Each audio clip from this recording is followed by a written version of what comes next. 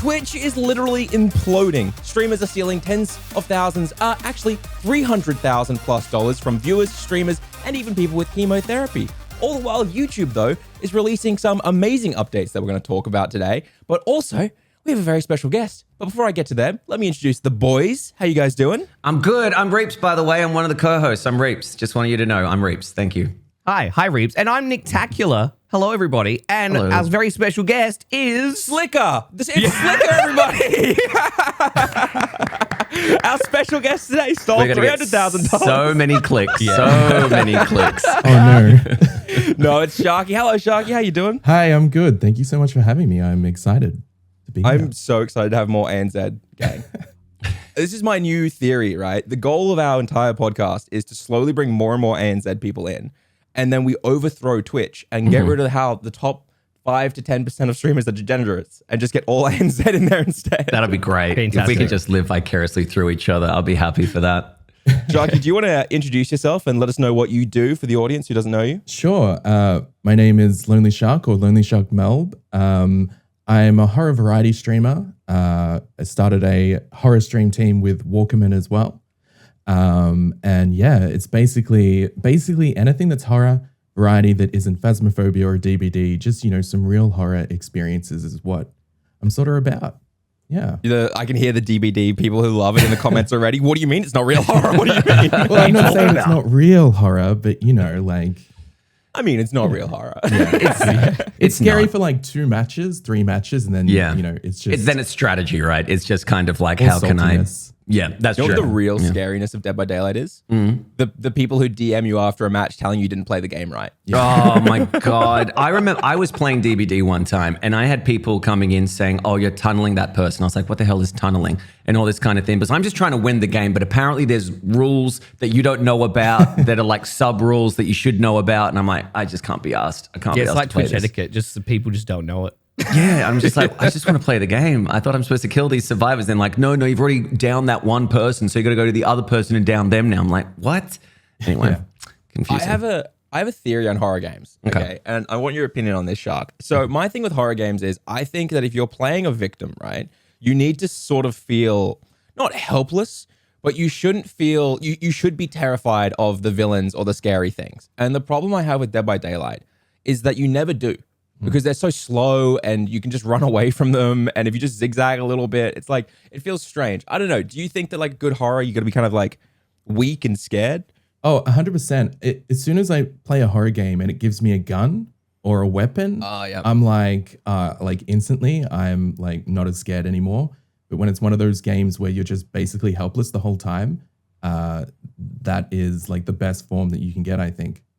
Yeah, that's Did you true. like Outlast? Yeah, I did like Outlast. I played it like way later because I basically started transitioning into just horror like, I want to say like late last year or the year before. Yeah. And so it was one of the first games that I played because everyone had played it, but I hadn't.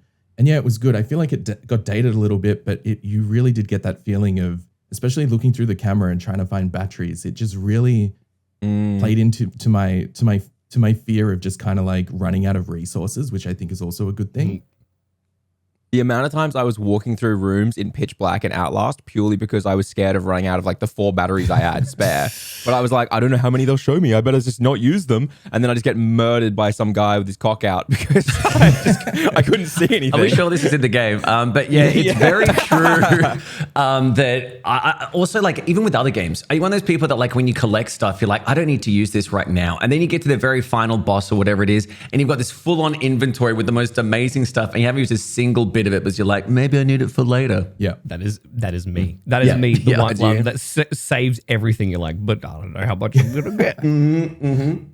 That's me in Destiny at the moment. I play so much Destiny offline, and you get your super right, and I don't use it. I save it for like an important boss. Yeah. And then I just never use it the entire time. And everyone's always yelling at me like, LJ, how come you haven't used super at all in this raid? You've been here for 3 hours. And I'm like, I'm saving it for the important part. We played the exact same way back when I played Destiny. This is actually how I played. Nah, you just can't. Because what if you need it and it's on cooldown? Exactly, man. I feel yeah. Except it comes back within 5 seconds, and I'm an idiot. But yeah. So you said you moved over to doing mainly horror or horror variety, right? What was the big reason for the change, and what were you doing before that? Okay, so when I started, I was a pandemic baby. So we all were. Yeah. I started like June, July, and I just got MBN, so I was like, perfect. I can finally start streaming. I've been wanting to do it for ages. That was you too, yeah. So then I'm like, let's just do it. So I just started off playing, DVD with friends. I was like, well, if I'm gonna play, I may as well stream. And then I think it was maybe like, I don't know, like I want to say 7 months in that I decided that I wanted to take it seriously, and I knew that I needed to like niche in some way. And DVD, I don't know, there was something about it that just made me think like, who's entertained watching me do generators all the time? Or if I'm playing killer, how am I really providing? Like, I'm not the best player. I know that. So what are people here for? So I'm like, okay, I'm going to put myself in some situations because I could never play horror games. I can't play horror games on my own. I literally die. But if I do it in front of an audience, it's somehow doable, and I feel like I can do it, but also I'm terrified. So it started off with that. So at the beginning, when I transitioned, it was like, okay, we're going to be playing scary games, but the content is I'm just absolutely terrified.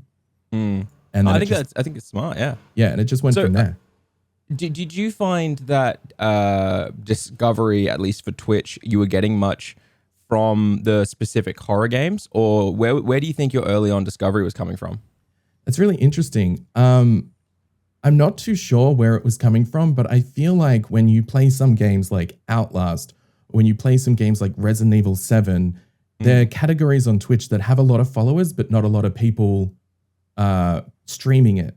So I found that by doing a lot of the classic horror games like Alien Isolation or things like that, you would go live, and because that category had so many followers on it, you would automatically show up on those followers homepage when you went live. So someone that followed Alien Isolation or Outlast would see your channel on the page as, hey, this person's playing that game that you follow.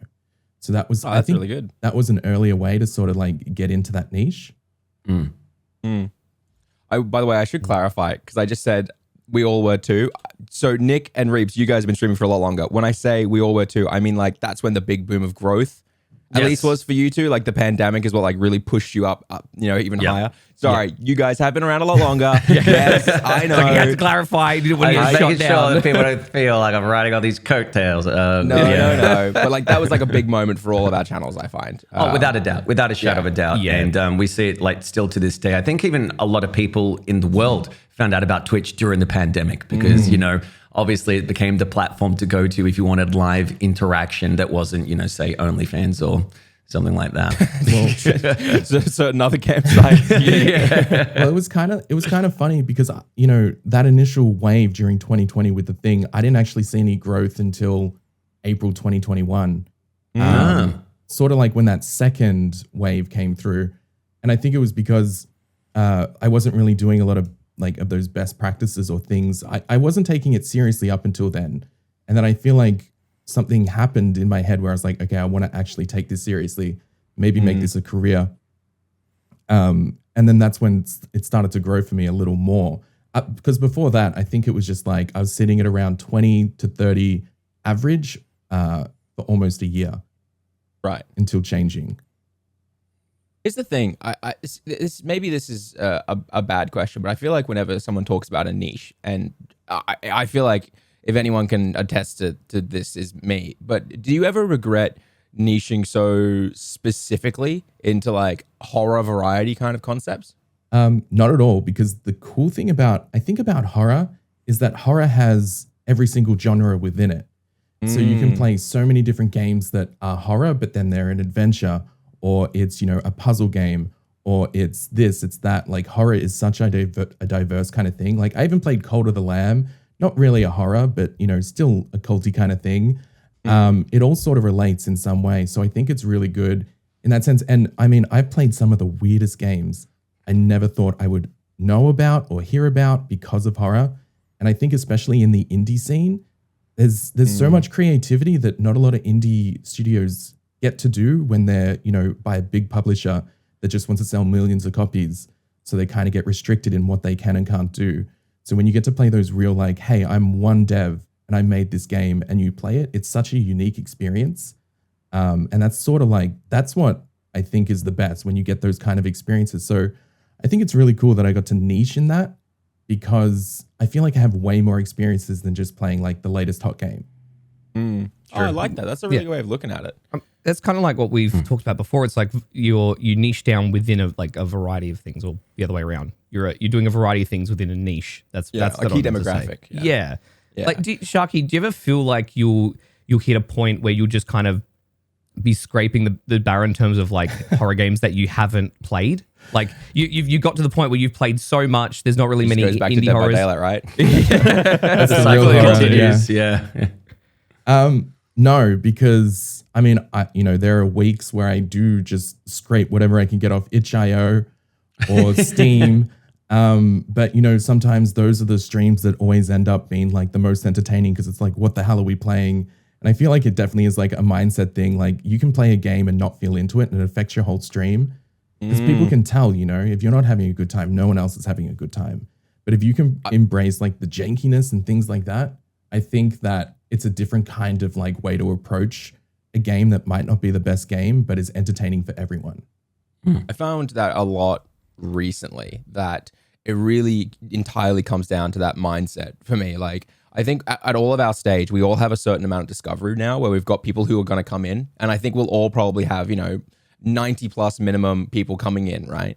And one of the things I found for me personally is that the days where that continues to climb aren't the days where I'm playing a game that has heaps of trending people to it. It's the days where I'm in a good enough headspace to be able to like go live, have fun with it, enjoy it, give them something to watch, And I think there are days where you can see that even though I'm playing something that performed really well yesterday, it's not going to perform well today, because my brain is just, I'm not in the right space for it.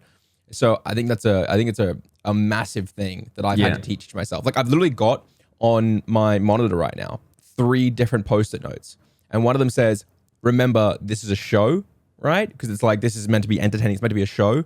And then the other one is, and people just want to have fun, right? So it's like, and so I'm just like keep reminding myself I just want to have fun. And then the last one just says, you should get a B cam. It costs $2,500. So that's not. I thought it was like your laundry list or something. It's like, do laundry. I was like, okay, got to do that. No, I've got that in my Todoist app. My Todoist app, it just spams me every 3 days. Don't forget to wipe your bum. Yeah. But I do think that's a really good point that you brought up, Lonely and LJ, is that it is definitely a mindset. The more that you're switched on, the more that you're enjoying it, the better the stream is overall. Because I know yesterday I streamed and I've just been battling this like freaking cold or something, right? And I was just like, I don't want to do this. I don't want to do this. And it showed. I did not have a good stream. It wasn't fun. I wasn't enjoying it. I was just there for, like to get the hours in type stuff and be like, okay, I'm doing it, obviously. But when I did have the day, like last week, I played A Plague Tale Innocence, like the first time ever. I enjoyed the crap out of it. I was having the time of my life. I was like, this is great. I know I don't usually play these games, but I was having such a ball playing it. And hopefully, when I finish it, I'll have that same kind of mentality. But I think we don't talk about like the mental state going into streaming as much as we should, because it is such a pivotal role in how well you can achieve. Sorry. You go, Sharky. I'm glad you brought that up, because literally I also think part of like my growth and success was literally mindsets and making sense of a lot of things that I think if I didn't, would either drive me crazy or make me not want to stream out of, fear or something like that. Sometimes, if I'm having a really good month or numbers are really good, and then all of a sudden numbers aren't that good, I sort of, I'm like, well, I just got to get in the mindset of, it doesn't matter in your stream. It doesn't matter how many people are there. You know what I mean? If even 2 people are there, that's 2 people that are spending their time with you. So all that matters in that time is the moment and the people that are there in that moment.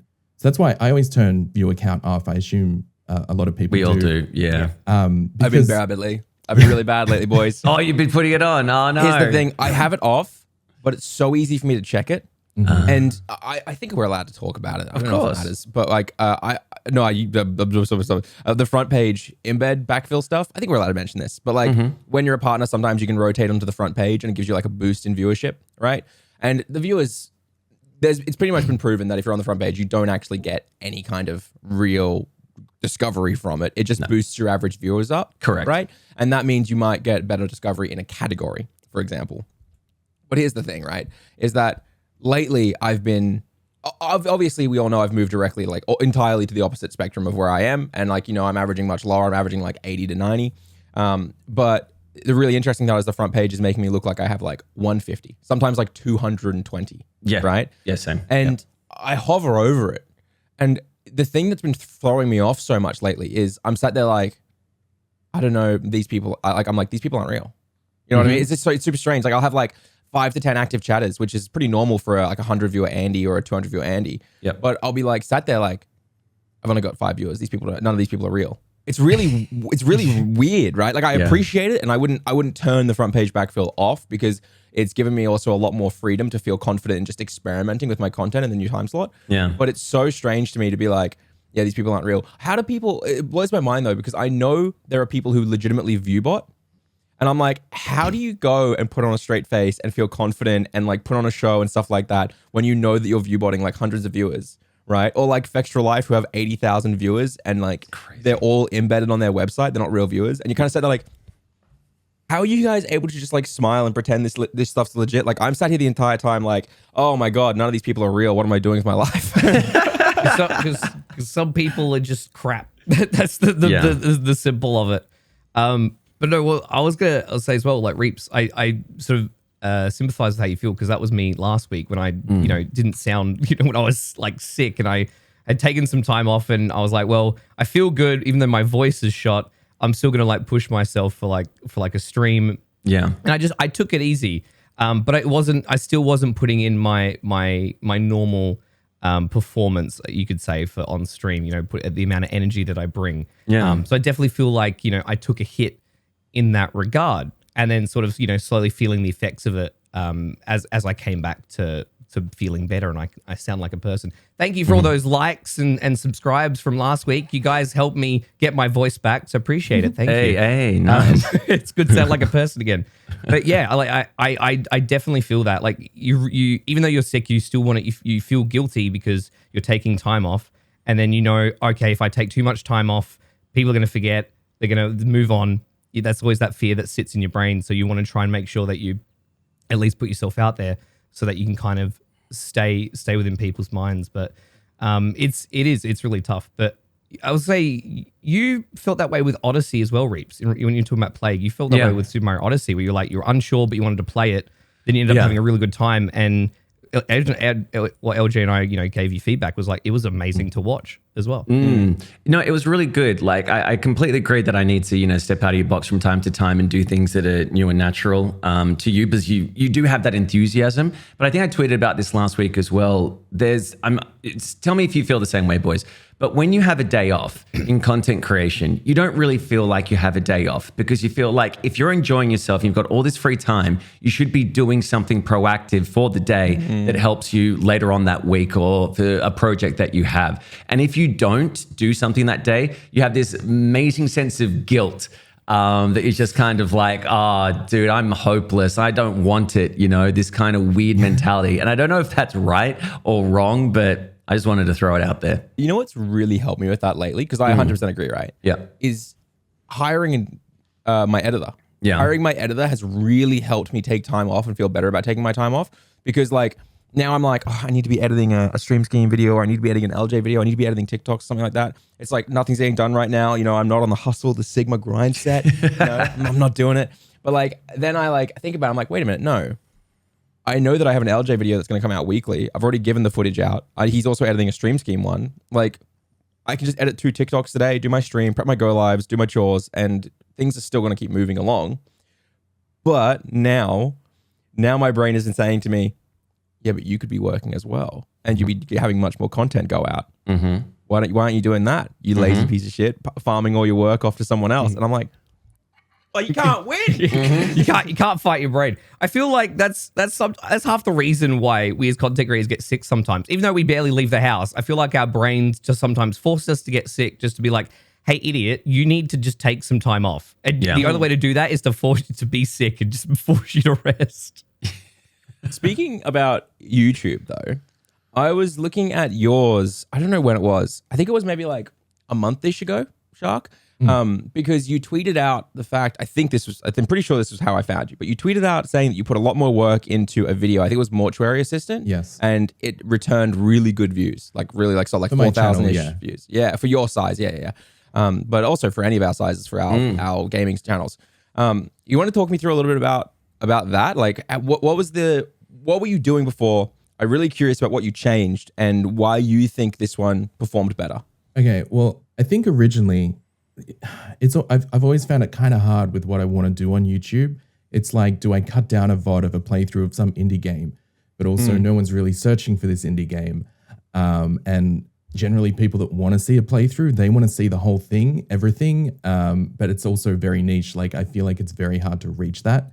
And those kind of people generally don't want your voice or your face on top of that footage. They just want to watch the playthrough. So I decided, I guess, what's sort of the point of doing a playthrough if I'm going to do that on Twitch, right? So I decided for this mortuary one that I was just going to take some of the best clips of the night and structure them in a way that sort of told a story on YouTube as like my first night on the job kind of thing, or my first night in 5 minutes. And one of the things I wanted to do was not make it super long. I'm like, let's just go for 5 minutes, in and out. Like if I make it 5 minutes, people probably stick around to the end. And then the second most important thing to me was the flow. So I was like, okay, as this is going, am I getting bored? Am I looking at the time at any point subconsciously? And until I got to a point where I was just watching it and then all of a sudden it was over. I was like, okay, I feel like this is good because I was watching it and I wasn't getting bored. That means other people will. And the fact that I think it's good because I'm my biggest critic means that it must be really good because that's generally the way things go when you're your worst critic. So, added music, added timing, added special, cards and stuff like, later that night and stuff like that to kind of make it feel like a story. And then, it was the first time I sort of went all out making a thumbnail. I probably spent about 2 hours on the thumbnail because I was like, I really need this thumbnail to represent what I just spent the last 9 hours making. And that was the first time I've done a thumbnail where it sort of had depth. Like I was like, there's a foreground, I'm sort of in the middle, and then there's something behind me sort of yelling in my ear. And I felt like that was working really well. I just threw in the words I quit. And then, I know that at that time, Mortuary was really taking off. So I had a bit of an advantage, but my main goal at that point was I need to stand out with this thumbnail. And when people are watching, I need them to just really enjoy it. And that was basically it. The story thing really stands out to me. I was talking to my editor the other day and he'd done kind of like an edit for me that was it felt like a highlight reel. And I think that's what a lot of people do. They do highlight reels. It's just like, these are the best moments from a stream. And I said, this was for my Call to the Lamb video. I said, hey, look, it feels a bit more like a highlight reel. This part doesn't connect like story-wise. This doesn't do this. Can we kind of make it more like a story? And he was like, oh yeah, cool. I got you. Made the changes. And I managed to watch the entire thing through and really, really enjoyed it, right? And then I uploaded it. And it was the first one that the algo really kind of understood. I'm not saying it boomed, but the algo understood it enough and people were enjoying it. And so this time we did, this week's one was Played Up, which is, I did a collab with Reaps and we edited our first restaurant into a story of Reaps and I having this restaurant, running this restaurant. And the retention rate on it is amazing. Like it's doing really well. It's got like an 8 to 9 minute retention rate for most people who watched it. Yeah. Problem is though, YouTube has no idea who it's for. It's gotten like 700 impressions total. And they're like, we don't know who, like literally it's popping up saying like, this is a small audience who will be interested in this topic, we think. And it's like the CTR is still the same. Yeah. Actually it's higher because it's such a low impression. But I just thought it was so interesting you said story because that's like my biggest thing, right? Like it's always the crucial. I find one of the things that frustrates me when I watch certain creators is that they over edit every single scene with like pop-ups and big effects and all this sort of stuff. And I think those can be fun.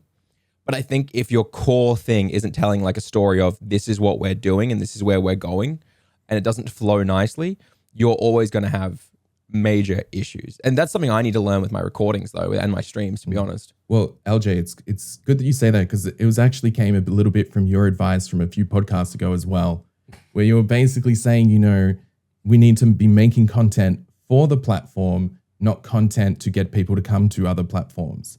So like, I'm really trying to get into that mindset on YouTube. Like if someone comes to my YouTube, I don't want them to think that I'm a streamer. I want them to think that I'm a YouTuber. And, once I had done that, and it was just so weird. Like I think one of the most rewarding things you can get is like when someone comments that isn't from your stream community, that just came randomly from YouTube. I had a guy that commented and he's like, what the hell? I clicked. I thought you were like some big streamer, but you're not. Like, this is crazy. And then I just put up a collab that I did with Nick and Luigi and Walkerman for Labyrinthine, because I did notice that Labyrinthine has a high search for gameplay, but not a lot of competition, which is bizarre. So I'm like, this could be funny. And I just sort of made it about our personalities.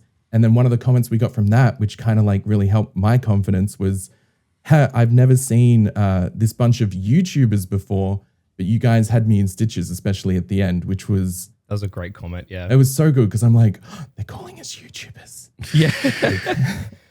That was such a great collab. Like it was a perfect, it was one of those collabs where it's like the game created that perfect storm of this almost this sandbox in a way for us to kind of play around in and vibe off each other. It was brilliant. Yeah, and I think that's important. Like a lot of people do collabs and they can be hard, but I think, you know, it's almost like professional improv on stage or something. Like if you're collabing, you've really got to give space to everybody. You've got to set things up, get people to answer, respond in a way that will get someone to respond in another certain way, as opposed to just, I'm just playing with my friends and we're all taking it very seriously and talking over each other is not very entertaining. I think that's what I loved about doing that first day I've played up with you, Reaps, is I felt like it did feel very much like I was kind of back when I used to do improv, or like where I used to do like comedy with people and stuff like that. Like I would say something and you just vibe with it, and we'd both just like keep saying yes and keep rolling with it. You know what I mean? And you wouldn't like we were finding, I think we found each other also funny, which was a big thing, Yes, right? definitely. Like, yeah. And so like for example, when I watched the video back that we edited of that, I laughed the entire time through it because you and I are just like screaming at each other, or like watching. Like there's this amazing bit where I'm like watching you, and I'm like, I need this, otherwise we're gonna lose. I need this, or else we're gonna lose. Get that thing. And you've clearly alt tabbed for a second. And you just stood still, and I'm screaming at you, and then you come back and go, I'm here, and then you grab a steak, and you just start running in circles with it, confused about what to do. Yeah. I was ready for my smoko break at the time. But I think it's a really important thing where you're right. You have to gel with the people, and it isn't just... This is what I found really hard. Remember the Among Us stage? Every single content out on YouTube was just like Among Us, Among Us, Among Us. And then it got to the state where it was originally like, here's the concept of Among Us, and it's like, who's the imposter? And you're like, great. And then people got sick of that. So they're like, okay, how can we make this better? And then they just brought in more big celebrity influencer names. So they had like a lobby with, I played with XQC, Pokemon, is the title. And there's literally just noise. You go into this video and it's just noise. And you don't know what's going on. You don't know what's happening. But then it's just like people clicked on it for the thing. I'm sure the retention rates were crap. But I think it is so important that when you do have to do a collab with anybody, you've got to make sure that they have their piece and you have your piece, and it's not this competition. Because I think a lot of people, when they do collabs, think it's a competition to be like, I'm better than thou, or type of thing, when rather it should just be breaking of the bread, as it were. Yeah, I found that when I did Among Us, all of the streamers, I think they're all fantastic streamers who I did it with. But I went into it thinking we were going to play the game. Like, I know that sounds strange, but I went into it thinking we were going to like go into like the meetings and be like, here's what we're doing. Here's who this is. I saw this person do that. And I shouldn't have done that because I thought that was like, because it really turned into more just we're in there and everyone's just kind of yelling about things that don't really happen or trying to make a joke. And it's like, we got 10 seconds counting down. And I was like, oh, okay. I get this now. We're all just kind of just here to do the thing. We're not actually doing this stuff. And so I think I went into it with the wrong mindset. And I think that's a big thing, is trying to figure out making sure everyone's on the same page of sort of what you're doing. Yeah. And I find that's also a big thing for me, is I've always straddled the line between, am I playing a game in general, right? Am I playing a game trying to make it the funniest possible game? Or am I playing a game because I also want to beat it, right? If you watch someone like Call Me Kevin, he starts everything, he plays it purely from the idea of making a joke of everything, right? So it's like, my character's name, I'm going to call him something silly. My whole town name, I'm going to make it hilarious. Every choice I make is going to be designed to make a joke of it, right? But then there are other people who go into games and they're like, I'm going to try and actually beat this. I want to do it well, but I'm going to make jokes along the way, right?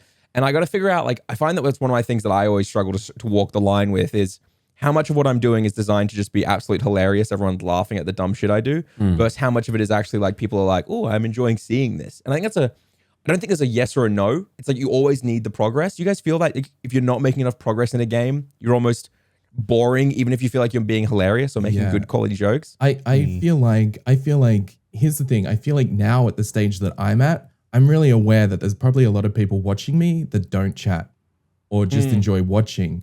So I'm really going forward trying to like make content that appeals to chat, and I'm responding to chat, but those things that I'm doing with chat are also entertaining the people that are just watching and not a part of chat.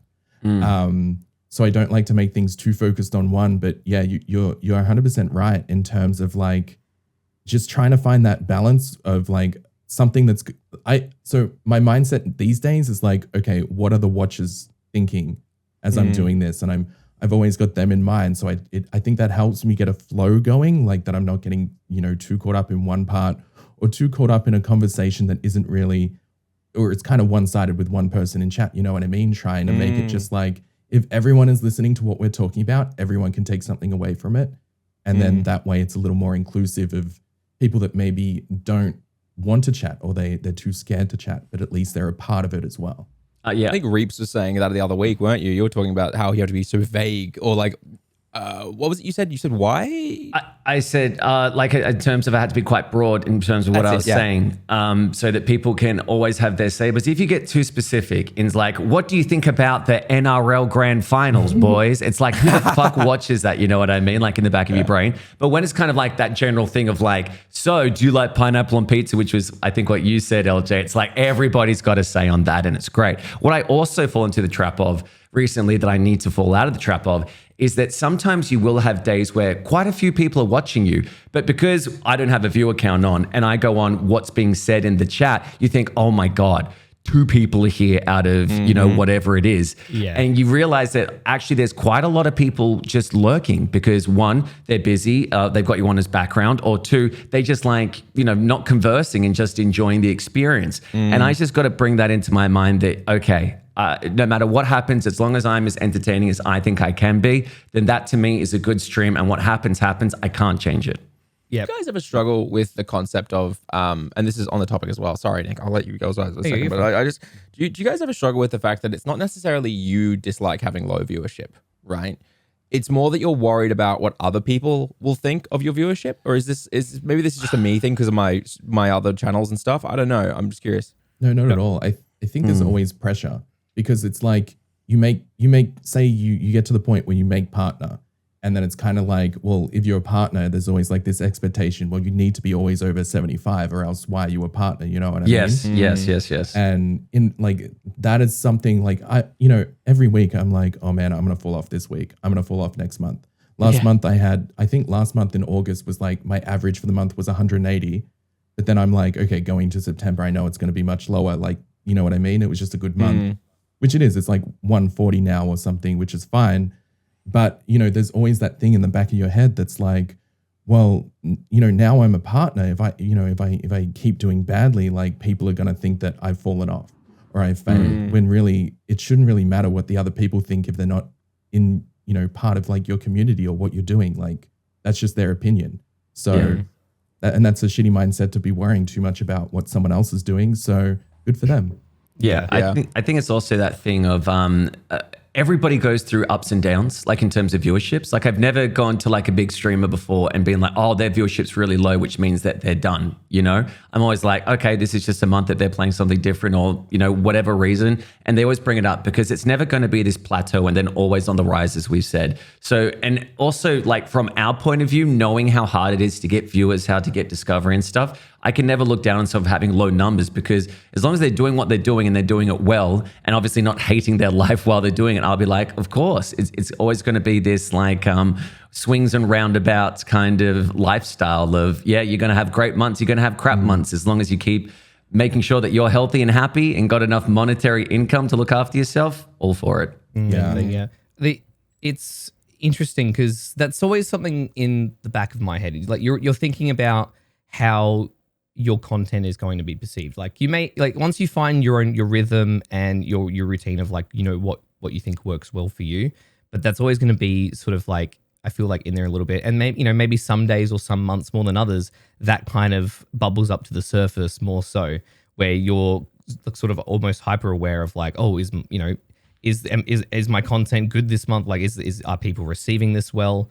Because I had that with God of War, because like on the variety side of things, like I'm purely playing like single player story based stuff, puzzles, starting to branch into a little bit of horror stuff. But and so I went into God of War 4, really beloved game. And because it was a first playthrough as well, there would have been a lot of people that would have, enjoyed to see a first playthrough. And what I found was a lot of people just wanted to watch and lurk. So my active chatters was a lot lower for those streams, but there was just the viewership was still it was a bit lower than normal, but it was still there. Like people were still really actively just watching. Because I remember there was one night where there was like I think it was a Nintendo Direct. That was like later on in the night. So I've been playing God of War all that time. And then we switched over into the Nintendo Direct, and then everybody just came into the chat. Like they were just there ready to go. So it's clearly like it was just one of those games they wanted to sit back and just watch me play and be an idiot and things like that. So it can be really dependent on sort of the game and what people expect from that game or the content itself. So it's a really, really big balancing act. But yeah, I definitely feel that as well, LJ, where sometimes you kind of look at your chat and you're worried about what everyone else might be thinking, which is not always good, because we don't want to be so focused on it. You want to try and push it out and just purely focus on what you're doing and making sure that you're having fun and that it is good content. Well, I think it's why every single streamer, when their chat is popping, they are always making better content, right? Inherently, when your chat is popping, you make better content because your mindset is better, because in your head, you think to yourself, these people are loving it, right?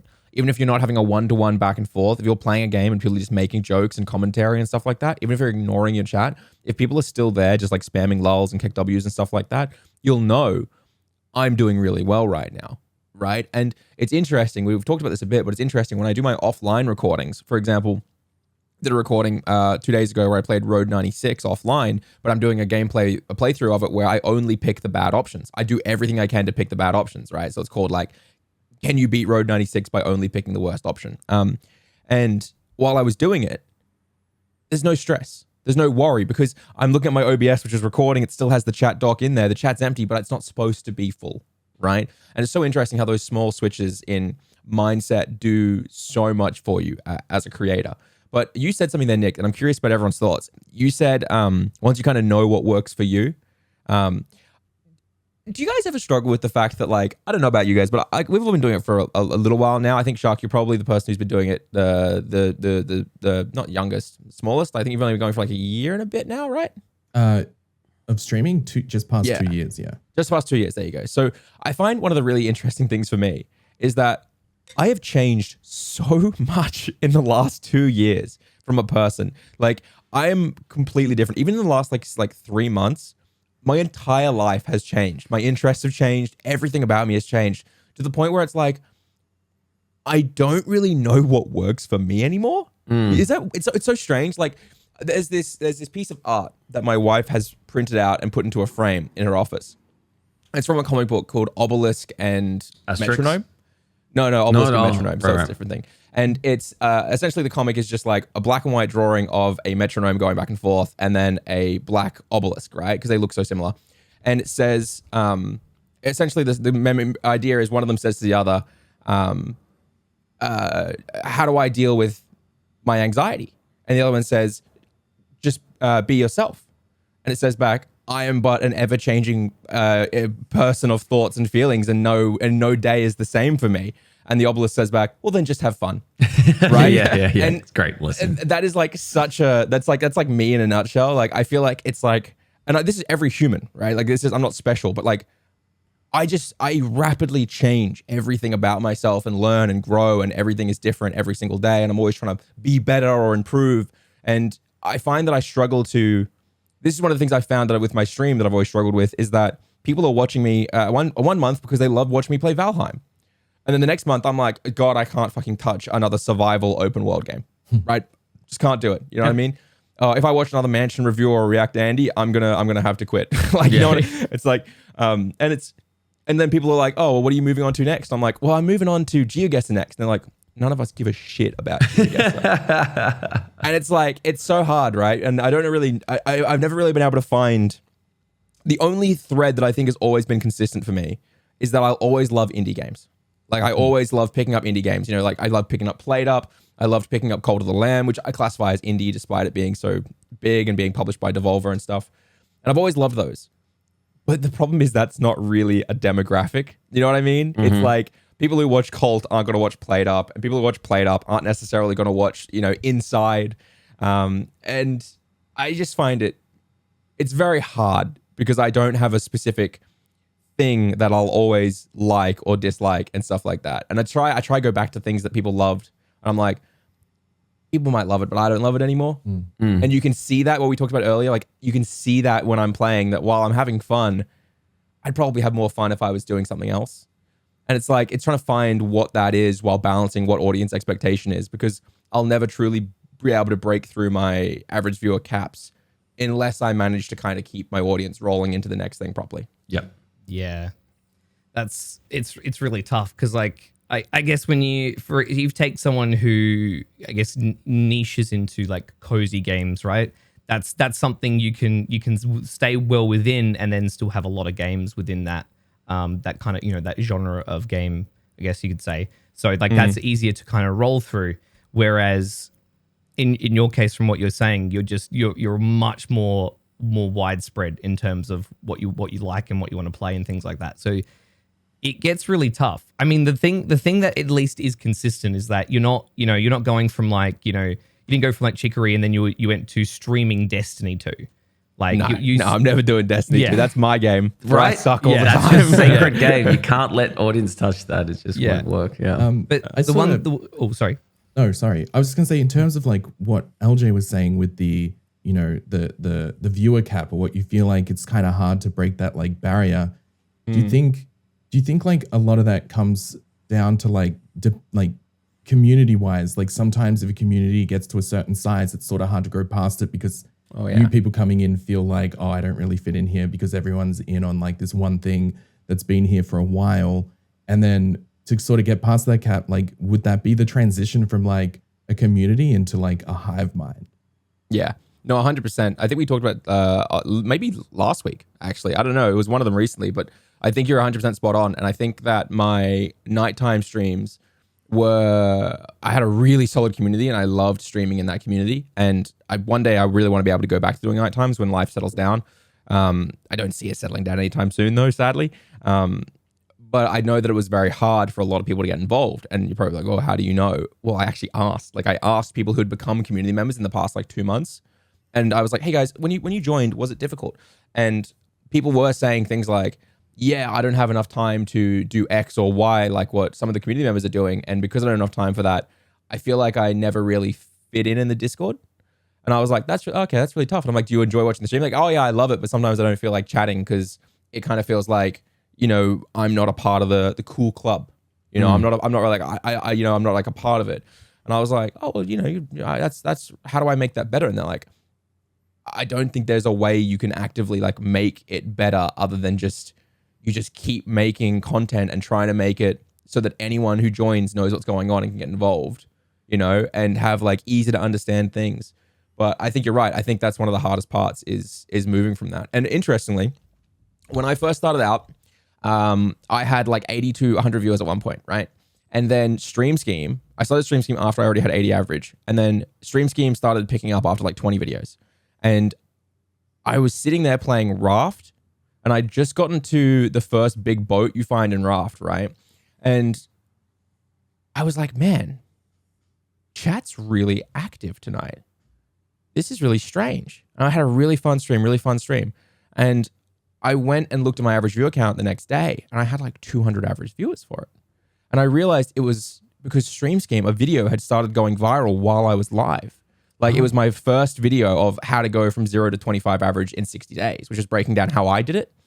And it had started going viral, getting like 300, 400 views an hour while I was live. And all these people were coming in being like, yeah, I've watched your videos before, but that was the first one that really made me click over and check out your stream. And I remember thinking to myself, I don't know how to keep these people coming back other than like talking to them and engaging with them directly and doing this stuff. And I started leaning in really heavily into that. And a lot of those people who found me from that very first Raft stream are still the regulars who stuck around and were watching me last month, right? Or like on my night streams, like up until like a couple months ago. But most of the people who found me after I got to that 200 average slowly dropped off and never really came back. And I never really clicked on how to keep pushing and getting into that hive mind and stuff. And it's why I never talk about how to get to thousands of views.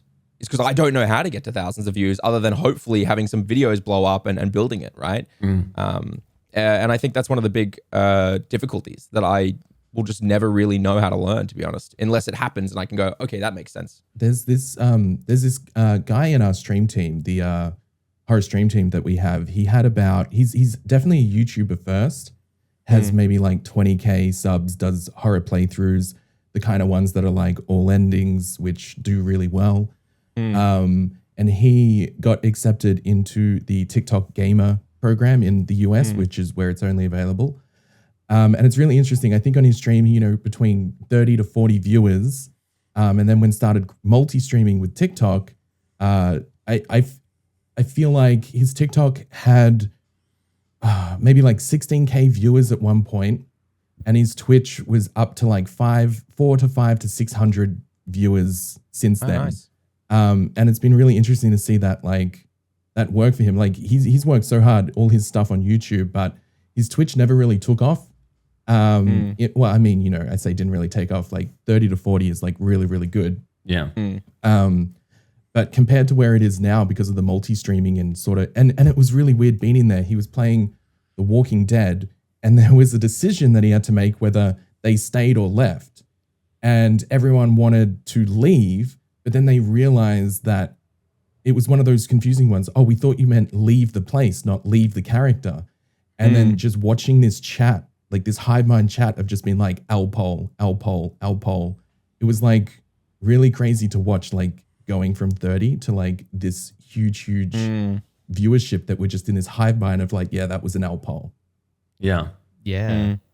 I find that is how I find that big changes happen. I feel like when you plateau around our size, there are a few ways that you push through those plateaus. A big external platform pops off for you, right? And just instantly pushes you up to a higher one. And then you just really capitalize on that, keep making that content. Or if you're at our size and your other channels aren't picking up, it feels strange to say, but it's collabs, right? Like it really is those like cross-pollinating audiences doing collabs, But I find the big one is that you need to be in the right groups. Is this so weird? You need to be in the right groups for those to work as well. But yeah, I'll be honest. I don't know. I'm happy to say that I don't know how to work on those community hive minds personally. I think that YouTube plays a big part in it TikTok and YouTube. Like I feel like those play a big part because the content will never go away. People who watch the YouTube and go, oh, LJ, I saw you beating Getting Over It. I saw that. I saw the amazing job or that meme with the hoe bucket. You know what I mean? But if I didn't have that, then no one will ever be able to see that meme. You know what I mean? New people coming in won't have the reference. And I've talked about this a bit. But yeah, I don't know. Streaming is very difficult in that regard because a lot of the time the turnover rates in your viewership is really hard to control. Is that weird to say? Because you can keep doing the same thing over and over, but eventually people will get bored. But then if you switch, people will still get bored. So you have to like kind of teeter this line of trying new things while keeping the content consistent, trying out collabs, doing this, keeping yourself not being bored. It's such a strange balance. Yeah, I do find that if I play a game for longer than 3 days, like if it's a big game, my audience might not be around for like the last few streams. I'm like, I need to finish this so I can get onto the next exciting thing. And, people always want to see what's new. At least with my stream, it's always like, what's the next horror? What are we doing today? I find I've never really had that. I started Pokemon again last week because I used to play Pokemon all the time. So I started the Pokemon Nuzlocke last week. And I did one day of it and I was supposed to play it again on Monday, but I just kind of felt it's not like pointless. there was just something about it that was making me really hesitant. And I still can't put my finger on why. You guys ever do that where you start a game, it's a really fun stream, really fun one, but I just kind of felt like if I continued it, no one would be there, which was weird to say. It felt like if I continued playing it, they would be the same people who were there for that first one who loved it aren't going to be there. And I felt like I'd be wasting my time. So instead I just did a community night. In fact, Reeps, yesterday when you were not feeling it, I was not feeling it. We both went live doing community stuff instead, interaction. Yeah. One of my chatters said, DM Reeps, you guys should just do Jackbox together if you're both doing community night. And I was like, yeah, maybe. So I DM'd you. I was like, let me know if you want to do Jackbox. Chat said you were doing it. I'm doing something similar. Oh, did you? When did you DM me? I deleted it when I finished streaming. Oh, okay, right. But I thought, I was like, yeah, I'm not going to bother him, but I'll throw a DM out. But I just think it's so interesting, isn't it? That like you start something, it goes really well, and you can still be hesitant. Like, well, people were probably just there because they wanted to see how it was going, not because they want to see a full like actual thing of it, which is YouTube does, right? Like YouTube does the same thing. That like, people love episode 1, but they won't check out episode 2 because they're trying it out to see if it's for them, but they won't go to number 2, which is because they go, oh, it wasn't for me. That's for someone else. Gotcha.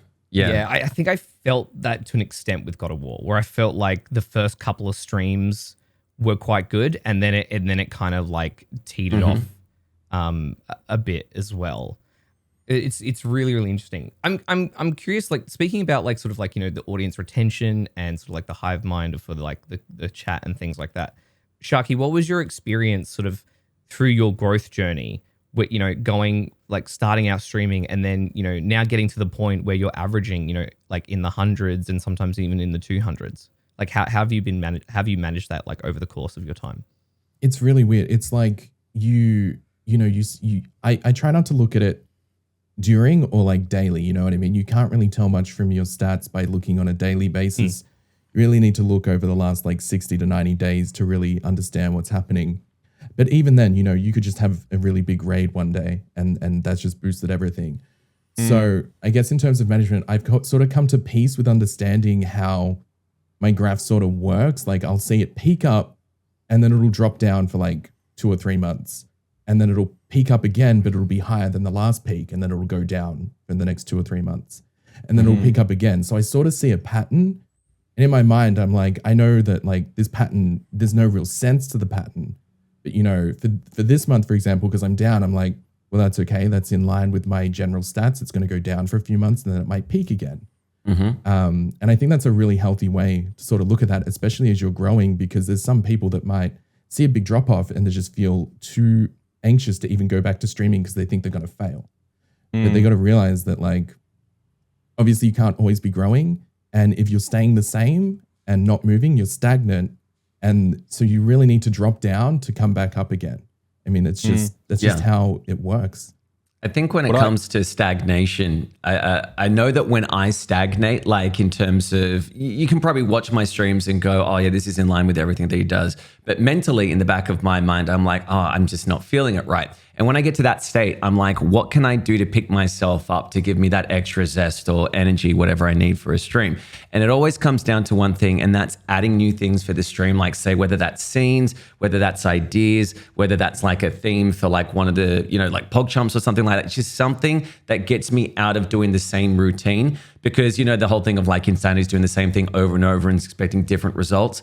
And I feel like I have to be the one that looks myself, you know, in the mirror and go, yo, if you're feeling down or you're feeling like nothing's working at the moment, you need to shake something up, because what's the worst that's going to happen? You're on the exact same trend as you are now. So I think that's really important as well, is, as you said, there are going to be trends and ups and downs, but you do have to do something proactive for yourself to get yourself in that positive mind space. Because I know that when I started off streaming, if I started off now when it is like so competitive, you're not going to get a lot of traction. And the only way that you can keep doing it to get that traction is to shake things up and try it until something sticks and works. Yeah, I agree. It's like I'm always changing things here and there. I like to think of it as like evolving. Like if I'm not always evolving, then I'm just getting stale. Not in like a, you know, a content way or anything like that, but just like little tweaks here and there. Like maybe this time, maybe I'll move something around, or I'll transition to something a little bit different. Just little things in my mind that overall, if someone left stream 6 months ago and they decided to come back just to see what was happening, they're like, wow, it's changed so much. But really, it's just changed in increments over that time, but they're seeing like the evolution from a thing. So I always try and like keep it fresh in that sense, do new cool things like different dance parties and things like that, which always go over well. Whenever there's like a big raid, someone will claim like a dance party, and then a bunch of people from that raid will be like, whoa, like this is really, really cool. And then they'll follow, which is nice to see those things. But yeah, just always sort of thinking about, I never want to be content with my content. Yeah. So like, I'm like, oh, it's working now. That's great. But you know, like what can I be doing? What can I do better? Even if it's just rearranging my stream deck to make things work a little easier for me in my mind, that's going to go a long way mentally to just making better content on camera, I feel like. Yeah. And sorry. I was just gonna say, I go through this period of like I'll be tweaking and adding new things. Then I hit this period of like, now time to fix all the stuff that broke, and then and then going back in this cycle.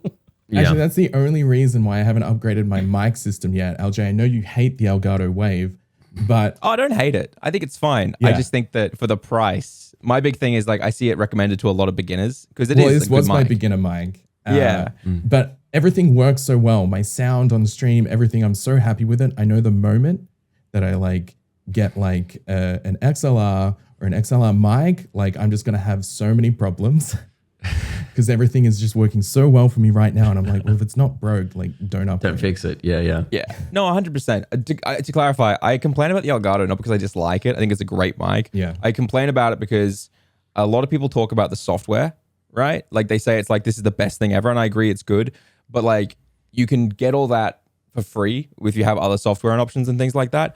And one of the problems I have is that I think there are a couple content creators in our space, like educators, who talk about it like it's like this gift from God. And it's kind of like, okay, well, we know why you're selling it like this. Maybe take a step back. You can give people free options as well. You know, for example, I really respect Nutty because Nutty gives people a lot of free options all the time. Like he won't like sit there and be like, you got to do this, right? Because usually the people who sit there and like sell you like, for example, you know, grab the Elgato Wave. You got to buy it. Elgato sent it to me, but you got to buy it. 2 months later, they'll be like, dude, have you heard of the Beacon Mix Create system? And it personally frustrates me when it's like, you know, you could spend 80 Australian on a dynamic mic like the Samson Q2U and you'll have probably better noise reduction, which, you know, you've got an office, Sharky, right? But I find that most beginners are in their bedroom or they can't like control the audio space around them, you know, or like they have people yelling in the opposite room or the next to a thing. And so I don't know. I don't hate it. I think it's quite a cool system. I just get frustrated when I see people pitching something purely for the sake of they want Elgato to keep sending them something. You know, I was just pulling your leg though. I know. I have to clarify it every time because people come into my stream and they're like, so he f***ing hate Elgato. And I'm like, no, I love Elgato. Half my desk is it, you know. Yeah. If you want to talk about how much I hate Elgato, we got to talk about this mic arm. I swear to God, the mic arm needs a little blue pill. It is the LP and it just fucking slides down like slowly at all times. Because I got the Elgato, mine's always going up. I'm like, well, yeah, you got the Rode. The Rode is strong, you know. The Rode's got too many blue pills. Because your mic's not heavy enough. You need to add some weights on there. It's Elgato's problem again. Elgato has a light mic. No, I don't know. It frustrates me because everyone told me the LP was like this amazing mic up. So I got it. And what I have to do to make it so it doesn't like so it stays at this height is before I start a recording, I have to loosen the entire thing, raise it right up above my head, and then tighten it aggressively. And then push the entire thing down, and that gets the screw to tighten as it pushes down, so it stays here. But like, if I move around at all, it'll like sink and stuff like that. It's. I miss my PSA 1, but I like having the mic out of shot. That's like why yours I'm the is same with this. I barely touch it because it does the same thing, and they really should just fix the whole thing about how to tighten the goddamn nut because it's just so frustrating. It always sinks down, and it's so hard to tighten it so that it stays, you know, at that level. Do you have the old one that has the actual nut in it? Because I don't have that. That's not a thing for me anymore. I've got the little what do I even call like this? Screw / you know, the two things on either side, and you anyway. So they changed it. It used to be an Allen key to tighten it, which is sick. Yeah. Right? Like that's awesome. Give me an Allen key any day of the week so I can go hard. Yeah. Now they've changed it so it's literally just like the butterfly style like that's the thing that I got. Yeah. Twist. It's so annoying. And like it's so bad because also the more you tighten it so it doesn't sink, the the harder it is then to loosen it when it starts sinking, and you have to it's just such an absolute shit show. And if anyone's listening to this who can recommend me a different LP arm, let me know. Legitimately comment it. I'll look at it. I was gonna say that there is there was another company that made one, and I want to say it might have been like Ava Media that I think made them. Blue made a really good one, which I have to try out, if that's what you mean. But no, it wasn't Blue. It was someone else. Epos Vox did a video on it, and he said he was decently impressed with them, but I can't remember. Hey, we should probably talk about the elephant in the room, boys. We got to do it. Shark, you've come on in the week where I think there's been more Twitch drama in a week than ever before, probably. Yeah. Like, can I do the summary of the Twitch drama, and then we can talk about how bad it is and talk about how good YouTube is? Yes. Yes. Yes. Let's go into it. Good. All right, let's do the summary. So straight out the gate, all this drama starts because E-Rob got banned. If you don't know who E-Rob is, he's the biggest L on all of Twitch. He's the person that everyone makes fun of all the time. He gets banned, right? So now there's no one to take all the L's. There's no one to lose all the time. So suddenly XQC leaks and says that he's broken up with his girlfriend. That's why he didn't go to this thing called Shit Camp, which is an event. So he brings the girlfriend live on stream where they start arguing for 3.5 hours about it all. So they start deplatforming XQC. But then the drama frogs are like, yeah, but did you hear about this other guy who like took money from his viewers? And then it came out that like hundreds of people had been scammed by a streamer. Even a girl who was on chemo got scammed for $1,000. And he's like $300,000 in debt to all these people he's been scamming. And then it comes out that he's betting it all on tennis. Now, I don't know about you two, but you know what? Gambling's an addiction. Yes. Right? I get that. And I was so expecting him to be like poker, slots, whatever. The moment he said tennis, I thought to myself, my brother in Christ, you could waterboard me and I would not leak that I was gambling on tennis of all things. How can you even be that bored with life to gamble on tennis? I'm sorry. But either way, loses it all, right? All of it. And it just keeps coming out. More and more people are losing it. Like every big streamer you know has been asked for money by this guy. And now, because he came out and said it was gambling, all of the giant streamers, I'm talking like top 5%, you know, Hassan, Pokey, Mizkif, Ludwig, everyone. Now they're all coming out with this hashtag Twitch banned gambling. They're pushing for Twitch. They're saying Twitch, you should have done more early. Trainwrecks and XQC are all arguing, saying they shouldn't, and blah, blah, blah. It's a whole big thing. And now everyone's trying to push and say Twitch should ban gambling. The guy still isn't banned on Twitch, which is strange that you can do that, have proof, and he's not been banned. And it's really just a giant shit show, to be entirely honest, because it's just evolved right before we started this recording. It's evolved further. Now Trainwrecks is attacking Mizkif and all those guys, saying that they were protecting a sexual assault and hiding it, right? And this is because Mizkif said we should ban gambling. So Trainwrecks tweeted him and said, "Oh, you're gonna try force me to go along with this, like you did when you guys tried to cover up sexual assault." So he thinks he slam dunked it there, but he's revealing the fact that he also covered up a sexual assault, right? Let's all just remember that's the case here. God. And I'm going to say it. I have never wanted to leave Twitch and become a YouTube streamer more than when I watch the top % of streamers on Twitch exist and act like this. This is the sad thing. We talked about this last week as well. I say, who are the most popular streamers in the world? And we would say the majority of them that we know in the Western culture are from America. And what do they do to get those views? It's all drama. It's drama, just feeding to each other these like petty reality shows. Like she said this, he said this. And it really, there's no content apart from if you do go to high school and you're like, oh God, love this tea, spill the tea. From my perspective, I'm like, I don't care about these people enough to know about it. I just want to see some entertainment. And anytime that I go into, say, Mizkif's stream or SQC stream, things like that, it's basically them like just dogging on another person and saying, but they did this. It's like this kind of war of attrition in terms of who's the scummier person. And I hate that this is the representation of Twitch at the moment. Because if anyone starts off on Twitch and they go, this person is 60,000 people, which is, I think, Mizkif the other day, he was talking with Pokemate about how they should ban gambling and start a hashtag. And I'm like, what is this? This is something you talk about behind the scenes, not like to a live however many people. It boggled my mind. I mean, that's the thing though, right? It's like all these people at the top, who's got time to watch streams all day? Yeah. People in school. what's going to relate to them? Like petty drama. So it makes sense that the people at the top and the people that have the time to actually watch 8 to 12 hour streams, I don't have people in my community that can watch for the full thing, and that's fine. No, like an hour or so. But that's, that's the audience on Twitch that have the time to spend watching that stuff, and they're in school and they're into petty drama. So it makes 100% sense. They're hopping between every chat. Hey, on the topic of the gambling thing, I tweeted this out, but I'll be honest, last night when I saw the hashtag and I saw all the clips and I saw everyone talking about it, and then I saw all the people who are in the Twitch space celebrating the fact that these top streamers are speaking out. I'm gonna be real.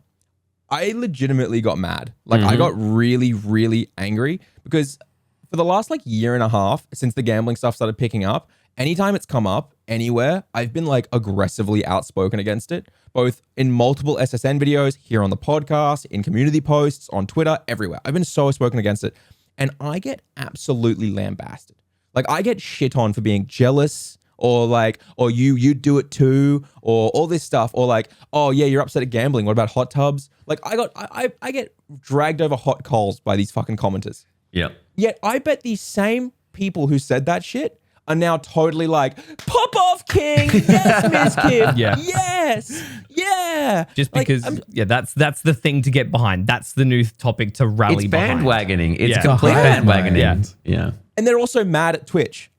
I get it, right? You can be mad at Twitch. But why haven't you been mad for the last year and a half about the gambling? You're only mad now because your parasocial Andy streamer you love said to, right? Yep. Man, I got so angry. So I tweeted it out. Being I'm pissed off at these people pretty much. And people are like, win LJ. And I'm like, it wasn't a win a year ago. What do you mean? Nothing's changed. The only difference is the damage is done now, right? Yeah. Okay, you're going to change it. Who cares? All these kids are already doing it, right? And it's it's a proven issue that people who are shown gambling from a young age and in a necessarily, in any light, whether it's positive or negative, are inherently more likely to do it because they see the thrill of it. Yeah. And the thing is, it's not about the losing or the winning with gambling. It's been proven that the thing that really hooks people in, or the thing that keeps them doing it, is the feeling leading up right before that spin to, will I win? That release of excitement, that release of dopamine, that chance that runs. And that's what keeps people doing it. Loot boxes, all of it, right?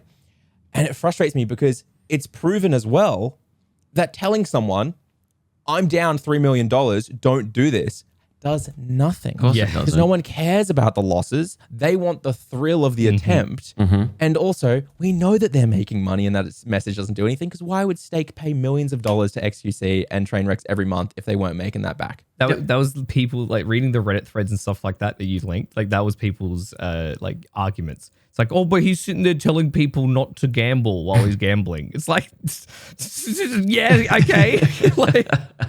Because that's going to make a XQC's difference. Subreddit, man. I linked, I'll have to send them to someone, but I saw on the top page of Reddit today was XQC's subreddit about the gambling. And I thought, the comments on this will probably all be in favor of the ban. And these are some of the ones. Imagine watching someone lose millions of dollars and thinking to yourself, this seems like a good idea. And then people writing, I hate this. Why are we blaming others for your problem? It's your fault you act on this, not theirs. Quit being annoying, little bro. We get it. If you won, you probably would have gone I got it twisted. You can be a millionaire too.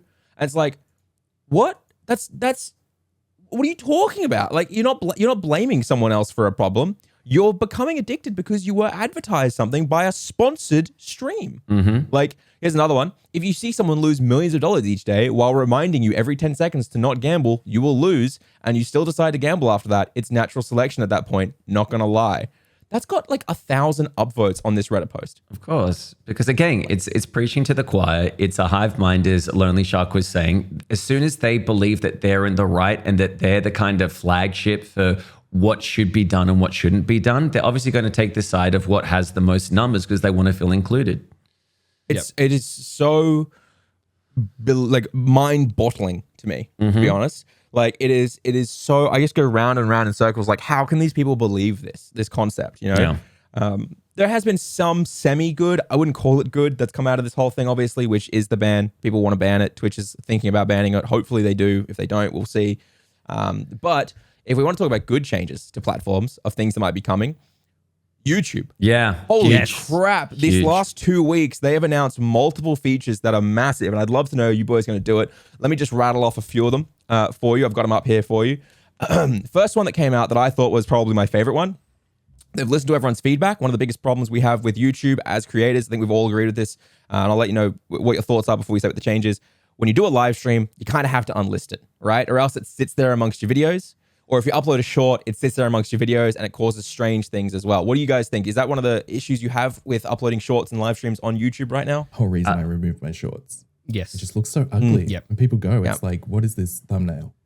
Yeah, Hard to find the videos you want them to see, right? Yes. Correct. So that's why I did like a clips channel. But I hate the fact that I have to create another channel to put my clips on for the simple fact that it's like, well, that's not helping me grow on my main channel, which is what I want those clips to do. So yeah, it's frustrating. Super interesting. I'm running a experiment right now where I upload a TikTok every day for 30 days. The TikTok side of it is going terribly because I'm specifically not following the TikTok format of like first frame, super clickbait, push through kind of retention rate kind of thing. Or like I'm kind of like trying to make something that I find fun.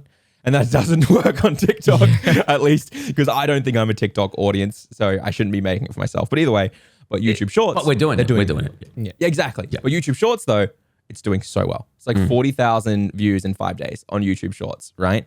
And you're thinking, well, it's on a separate channel, so it doesn't do much.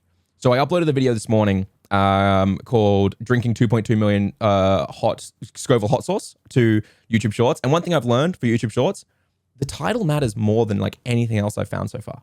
If you upload something with a really clickbait title, it actually performs so much better than I've found like anything else. So I had like streamer leaks live on stream or content creator reveals dark secret. And like those do amazing, right?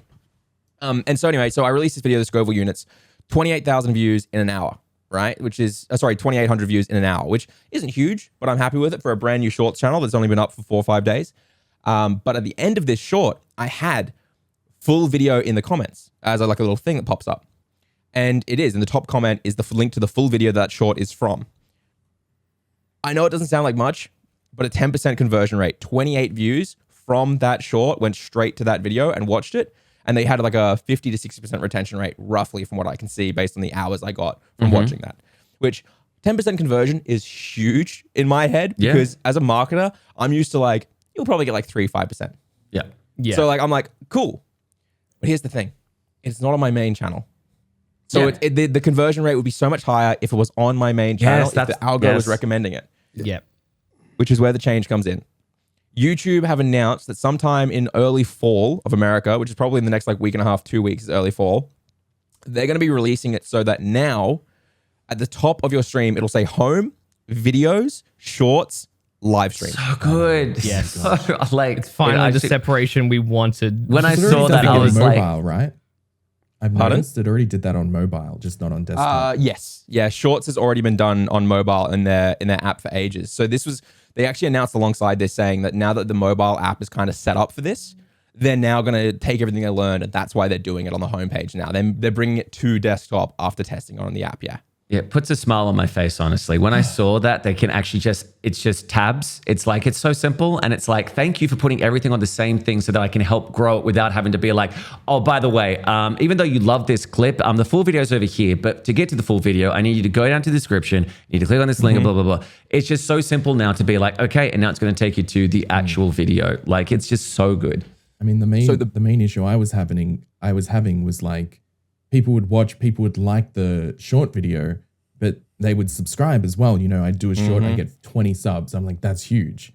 But then, you know, it wouldn't affect any of my long form. And I'm like, if I keep posting shorts, am I going to end up with an inflated sub count and then videos that only do like 50 views or something like that? So that's why I sort of removed it as well. And I don't know, LJ, if you know if YouTube is sort of making a better connection now. So there's a big change that's been made. Todd B, who is an amazing, everyone who wants to be a YouTuber, you need to follow Todd B, Jake Curtis, and a bunch of the other YouTube devs, because there's pretty much a whole side of Twitter, which is just YouTube devs who work specifically at YouTube, who just tweet out about all the changes they're doing. You find out more from these guys' personal Twitters than anywhere else, right? And so essentially Todd B tweeted out that they made an update 2-3 weeks ago that shorts are now officially actually connecting to longer format videos. So one of the problems was that people used to say shorts were so powerful, they did all these amazing things, but it was literally proven that for a majority of the time there, shorts were not connected to the algorithm whatsoever. They had their Like, own literally, algorithm there or was- something. Yeah. They had their own, which was purely on the shorts feed. They would never recommend back to longer format videos, right? And so it was very funny. Everyone kept saying it was amazing for shorts. And then it was only like 2 weeks ago or a month ago, maybe now, because probably a while, I don't know. But they announced that it's officially the long format videos have a connection. But he used some really interesting phrasing. I want to know what you guys think of this. The phrasing he used was, today is the first step towards allowing shorts to have a road towards your most recent longer format content. That feels like he's saying only your latest upload is what gets recommended, right? Gotcha. Yeah, it does sound From the like sounds that. of that, yeah. Yeah. Because there's no page about how it connects. Just his tweet is how it's done. And so that's really, really, really interesting, to be honest.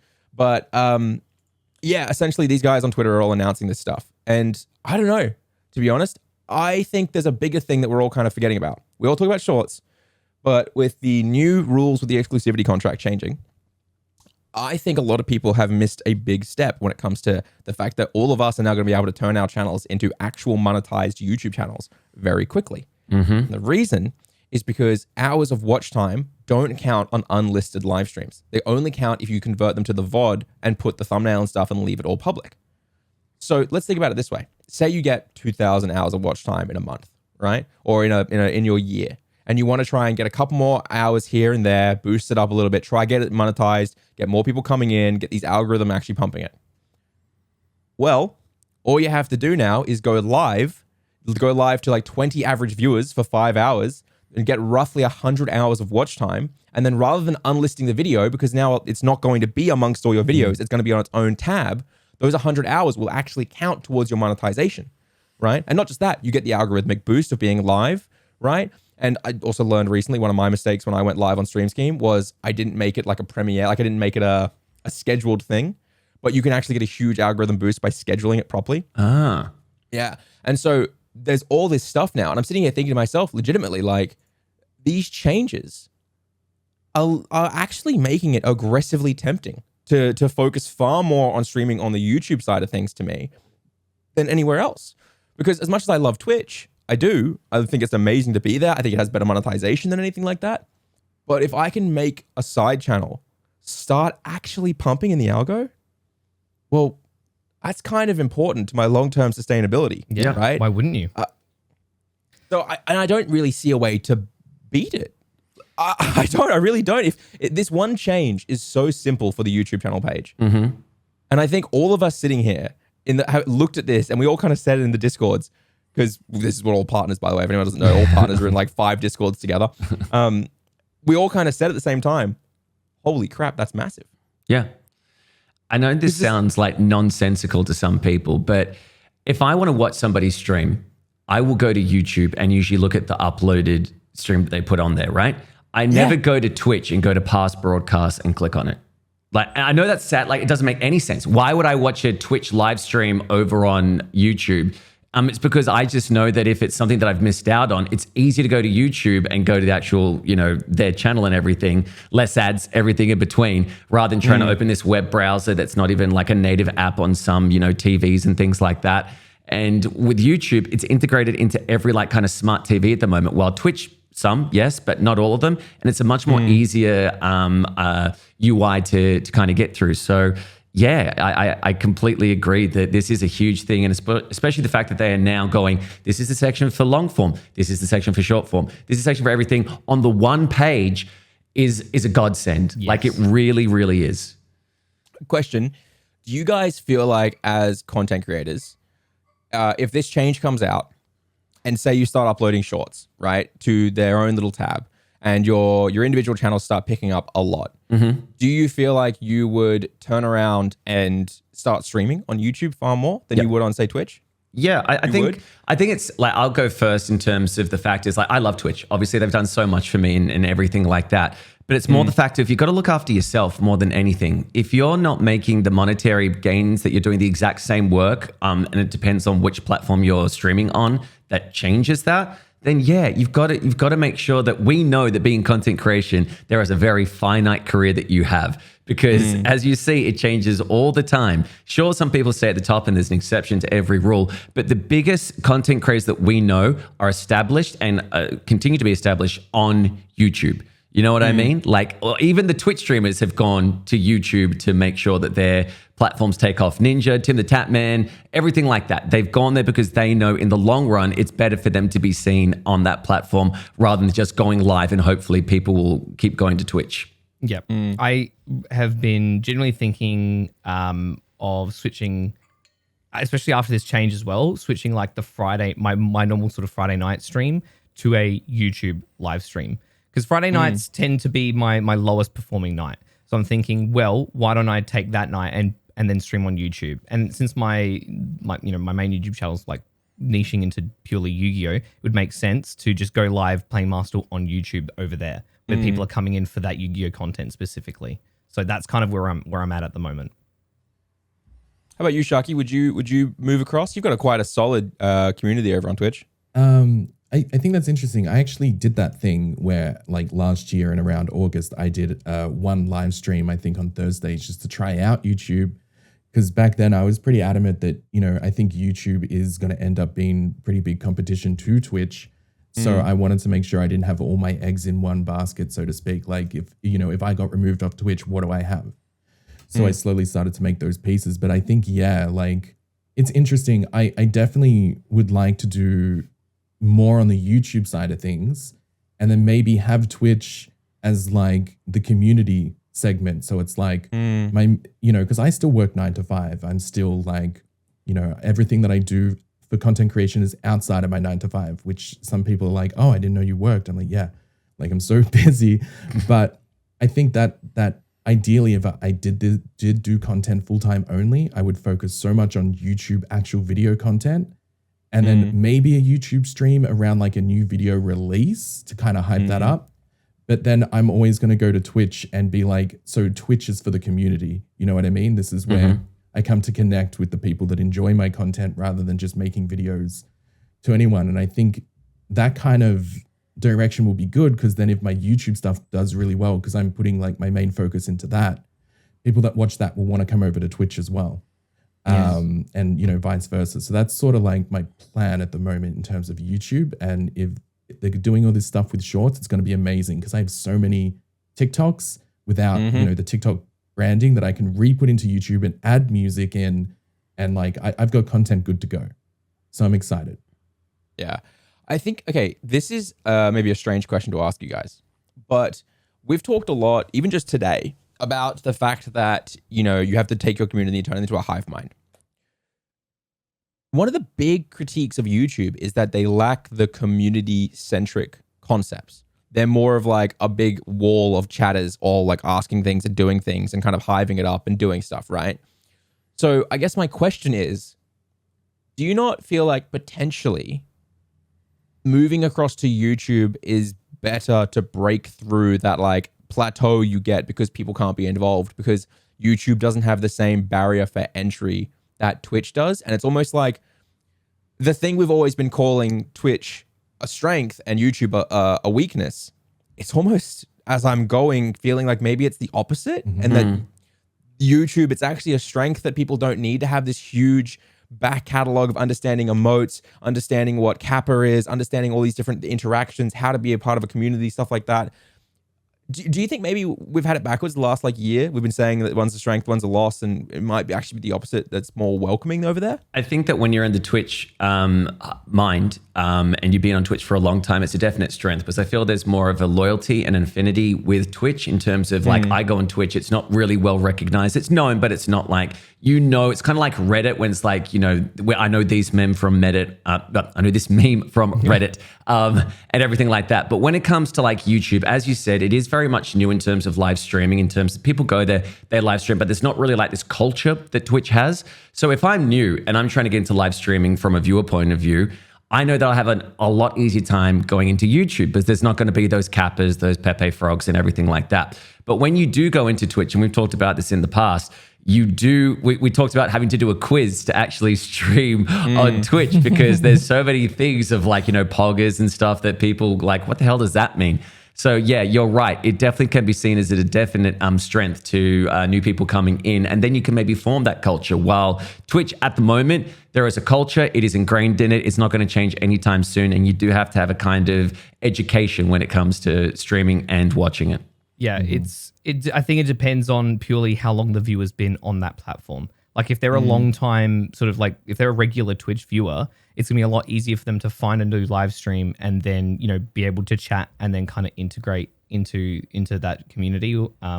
Whereas if they're pretty new, like I say, maybe 6 months or less on the platform, it's gonna be a lot harder for them to sort of find live streams, and then once they find a live stream, then kind of trying to sort of break into that chat and trying to sort of fit in. It's gonna be a lot more difficult. Whereas on the YouTube side of things, you can be brand new. I mean, you know, these days, I mean, pretty much everyone in the world uses YouTube in some capacity. But it's gonna be a lot easier for them to kind of jump into a live stream because there's none of that kind of, that culture that really exists there. So it's just a live stream, people talking in a chat. There's no more complexity to it. Yeah, I think you do make a really good point, LJ. It's almost like YouTube has so many users, it's almost impossible to build like a niche culture around streaming in a sense. But I feel like it does open it up. You know, if you are doing content that is good content and people do want to watch that content, it really gives you the chance as a creator to create your own culture in that space. And wherever you want to take that, it could be more accessible, it could be less accessible. But I think that is potentially a good thing, especially when on YouTube, we're going to have access to like, I don't know, how many users are there on YouTube? Like a billion? Billions. So compared to Twitch's like 170, 180 million or something like that. I'm just guessing at this point, but you know what I mean? Like, it's almost like once in terms of daily active users, YouTube sees 122 million in terms of like, that's like there every single day. And then I actually have Twitch tracker up pretty much every time we talk on this podcast. I have Twitch tracker up. And it looks like concurrent channels is around 90,000 people streaming. And then let's go active viewers. Roughly in a month, there'll be around 3 million active viewers by the looks of it. But for the whole month, 3 million? Yeah, for the whole month, it's about 3 million active viewers, which is hilarious when I just said that YouTube has 122 million active users a day. That's what I'm thinking. Like once YouTube figures out the discoverability around live streams, because we know it's pretty hard to find a live stream around something that you might be interested in, but you don't already follow. I feel like once they figure that out, we're going to see, instead of people needing to be like king of the hill, like on Twitch, it's going to be just about those people finding the niche that works for them and having very successful communities regardless of size. And like the size will just come based on that community because there's just so many users out there that will be able to be drawn to that if served it correctly. Yeah. I think that personally, YouTube is never going to make live streams as an inherently like discoverable concept. I think that they're going to make it so that your channel has plenty of ways to be discoverable with YouTube videos and shorts. And I think that's what they're leaning towards with this update as well, in the sense that, yes, your live streams will get views, but they'll get views based on the other content you've uploaded and what you're doing. But here's the thing. I learned this recently. And well, I knew it for a while, but it got confirmed for me recently when I did my YouTube live stream. The thing that YouTube cares most about when it comes to your live stream is how long each individual user watches. Right? And here's the best thing. You can't see that on Twitch. You actually can't. You can see your average viewers and all that, yay, woo. But you can't see, hey, what's my average view duration per person who comes into my stream, right? Which would be huge data to know. You know what I mean? YouTube gives you that. The entire time I was live over on YouTube, it was telling me how long the average person was staying in my stream for, right? And I had to tab away from it because I wasn't a huge fan. But at the same time, that's amazing data to have, because when you think about it, you go, if I'm only holding people for 5 minutes on a live stream, then that means that my stream needs to have more happening or more engagement or things like that. And if you're holding people for like the 2 hours of the whole stream, you're like, this is popping. I'm doing good here. Yeah. This is great. I would love that data. I know for a fact Twitch has that data of individuals and how long they stay in per stream, but they're not giving it to us for whatever reason.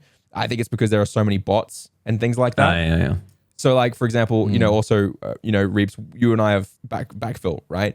And so that means we get a lot of people who see the homepage, see us, and that counts to our view account, but they only give you like 30 seconds worth of and then it's just watch like time. gone. So it would also, the data would be so skewed. But YouTube just straight up goes, hey man, you've been streaming for 2 hours. Yeah, your average person sticks around for 20 to 30 minutes. Yeah. And it's like, wow. And the bigger number that is, the more you keep people retained and the more likes you get, the more engagement, the more you keep them around. That is how live streams get recommended to more users on other topics or not other topics, or on who are interested in your topic. Yeah. Which is super interesting to me. And I think it's a good way of doing it. It doesn't necessarily say that. The tough part is I don't think the length someone stays in your stream necessarily dictates if your stream is good. No. Because it more so just dictates whether or not the person was interested in the topic and the content. And so it does make it more restrictive to whether or not you're going to be able to do different things and experiment more.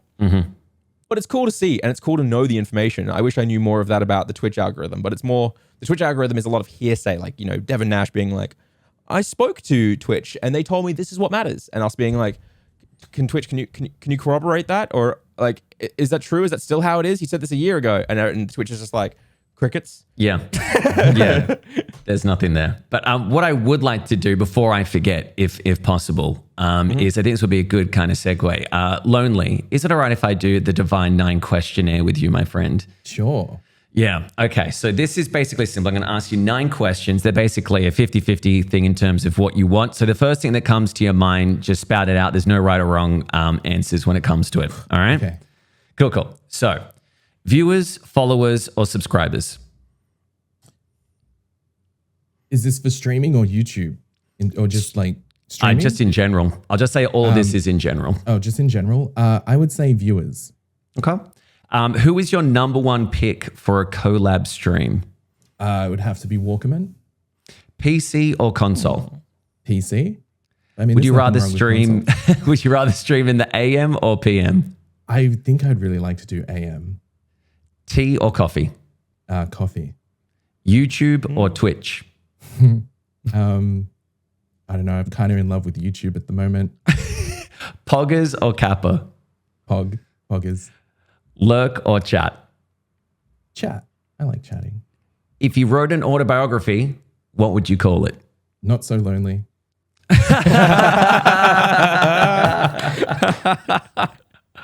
That is a Divine 9. So interesting answers. I mean, it's always interesting because if they, sway from what we would be like, oh, like interesting, yeah.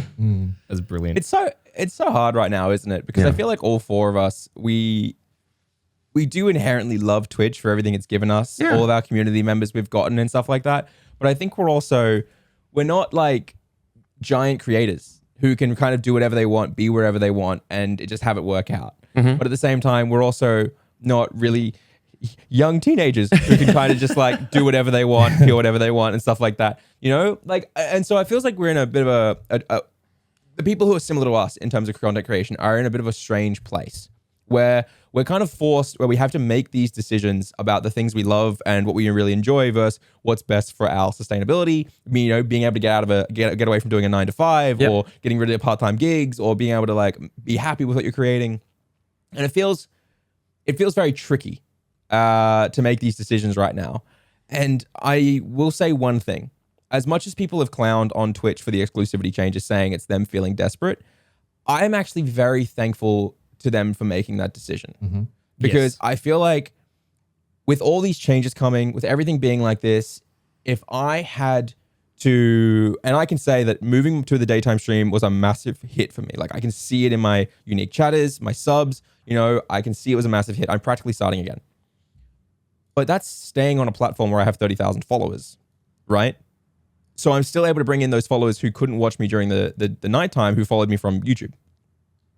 If I had to move entirely across and cancel partnership in order to actually test out and see whether it was working, and if YouTube shit the bed, I would be in a terrible situation as a creator. And so I'm very thankful for Twitch in the terms of, yes, they made this decision to let us try out new things, and maybe it was motivated by bad reasonings, as we talked about with the Purple Cliff situation and other people. But at the end of the day, I do feel like I'm allowed to go off, try things, and do my best and see how it goes. And it's just good. Yeah. Right? It's just, I'm happy to try it. I think it's more of a personal thing for me. It's like I have this weird kind of thing when it comes to like loyalty. When people or companies or something are very kind to me and things like that. And even, as I said, yesterday I streamed when I really shouldn't have. I should have just rested, right? I should have just looked after myself mentally, physically, all that stuff. But I didn't, because it's in the back of my mind, I always feel guilty that I'm letting people down. And so when I do think about like YouTube and things like that, I know that it's better for me in the long run. Like, obviously, I think we all know that. But in the back of my mind, I'm always like, feel guilty for the fact that it's like, oh, I've been given all this stuff and now I'm just like, thank you so much, but I'm just going to try my stuff over here. Now, I'm not saying that's good or bad, but I just know that some people may struggle with it out there because they do have that brand loyalty. You know, even when you're a young kid, you know, it was like Nintendo versus Sony versus whatever it is. And I know that's stupid, but I have to also come to grips with the fact that if I stay stagnant, as we talked about before, or treading water, and I'm just like, no, I'm promised that I was going to do this and I'm going to be like a figurehead for Twitch and everything, you're not going to see the dividends. Like, you're just going to be going out with the tide and until you're just into obscurity of what you actually wanted. So I think a lot of people should take to heart. It's like, as much as you want to be a big streamer on Twitch because you've seen those people that inspired you on Twitch, there are going to be different avenues that you need to take now, because you too can be a figurehead in the future for a different brand or a different platform. Yeah, until I think if we ever got to the point where some major changes happen and you know, they redid the whole process and the whole of how it all works, and someone could comfortably, you know, start streaming on Twitch and grow just from streaming, that would change the whole conversation. But as it stands right now, this is what we as creators need to do. We need to diversify. We need to be putting and focusing our attention on other platforms where we can grow, that offer us more opportunities, you know, for growth and also and everything else as well. It just for sustainability. And it's tough, but that's just kind of where we're at. And, you know, no one has a perfect solution for the discoverability problem that exists on Twitch. But if it ever does get solved one day, that's going to be amazing, and that's going to really open up options and change the discussion. But as it stands right now, this is what we're forced to do. Yeah, I feel like for me, like it's definitely down to like another kind of mindset. Like I sort of went into this knowing like, you know, I'm a content creator. I'm not a Twitch streamer. Like, yes, I stream on Twitch, but you know, if I want to call myself a content creator, like I should be making content. It doesn't matter. I'm not defined by a platform. So I think that mindset sort of helps, because at least for me, you know, I started streaming, I started doing content. I mean, I've been doing content all my life. I started off filmmaking, music videos, stuff like that. And then I sort of transitioned into this, but I still feel like, you know, coming in so late as well. I think I started when I was like 31. Coming in so late into this kind of like scene, I know that like even right now, I'm still like starting my content creation journey, like getting this push onto YouTube and stuff and feeling good about the content that I want to make. In my mind, what I'm planning, like that's very exciting to me. I think a lot of people, when they start content, you know, or they start on Twitch, they see partner as like the end goal. And I think that's a very bad thing to do, because to me, partner was like a verification that I'm on the right track. Like, cool, I'm partner here. That means my content must be good enough, or I can build communities. And now I can take that and expand and do even bigger and better things in my mind, is what I'm like picturing for myself. And I feel like when you view partnership as like the end goal, that's when you start to see the drop-offs once you hit partnership, because it's like, okay, I'm just going to cruise now. Just going to play whatever I want. And then, you know, but it's like, I don't see myself as just a streamer or a Twitch streamer. I'm like, no, like my best work is still to come. And as I learn everything and move with the changes, I'm excited to see sort of what can come from that.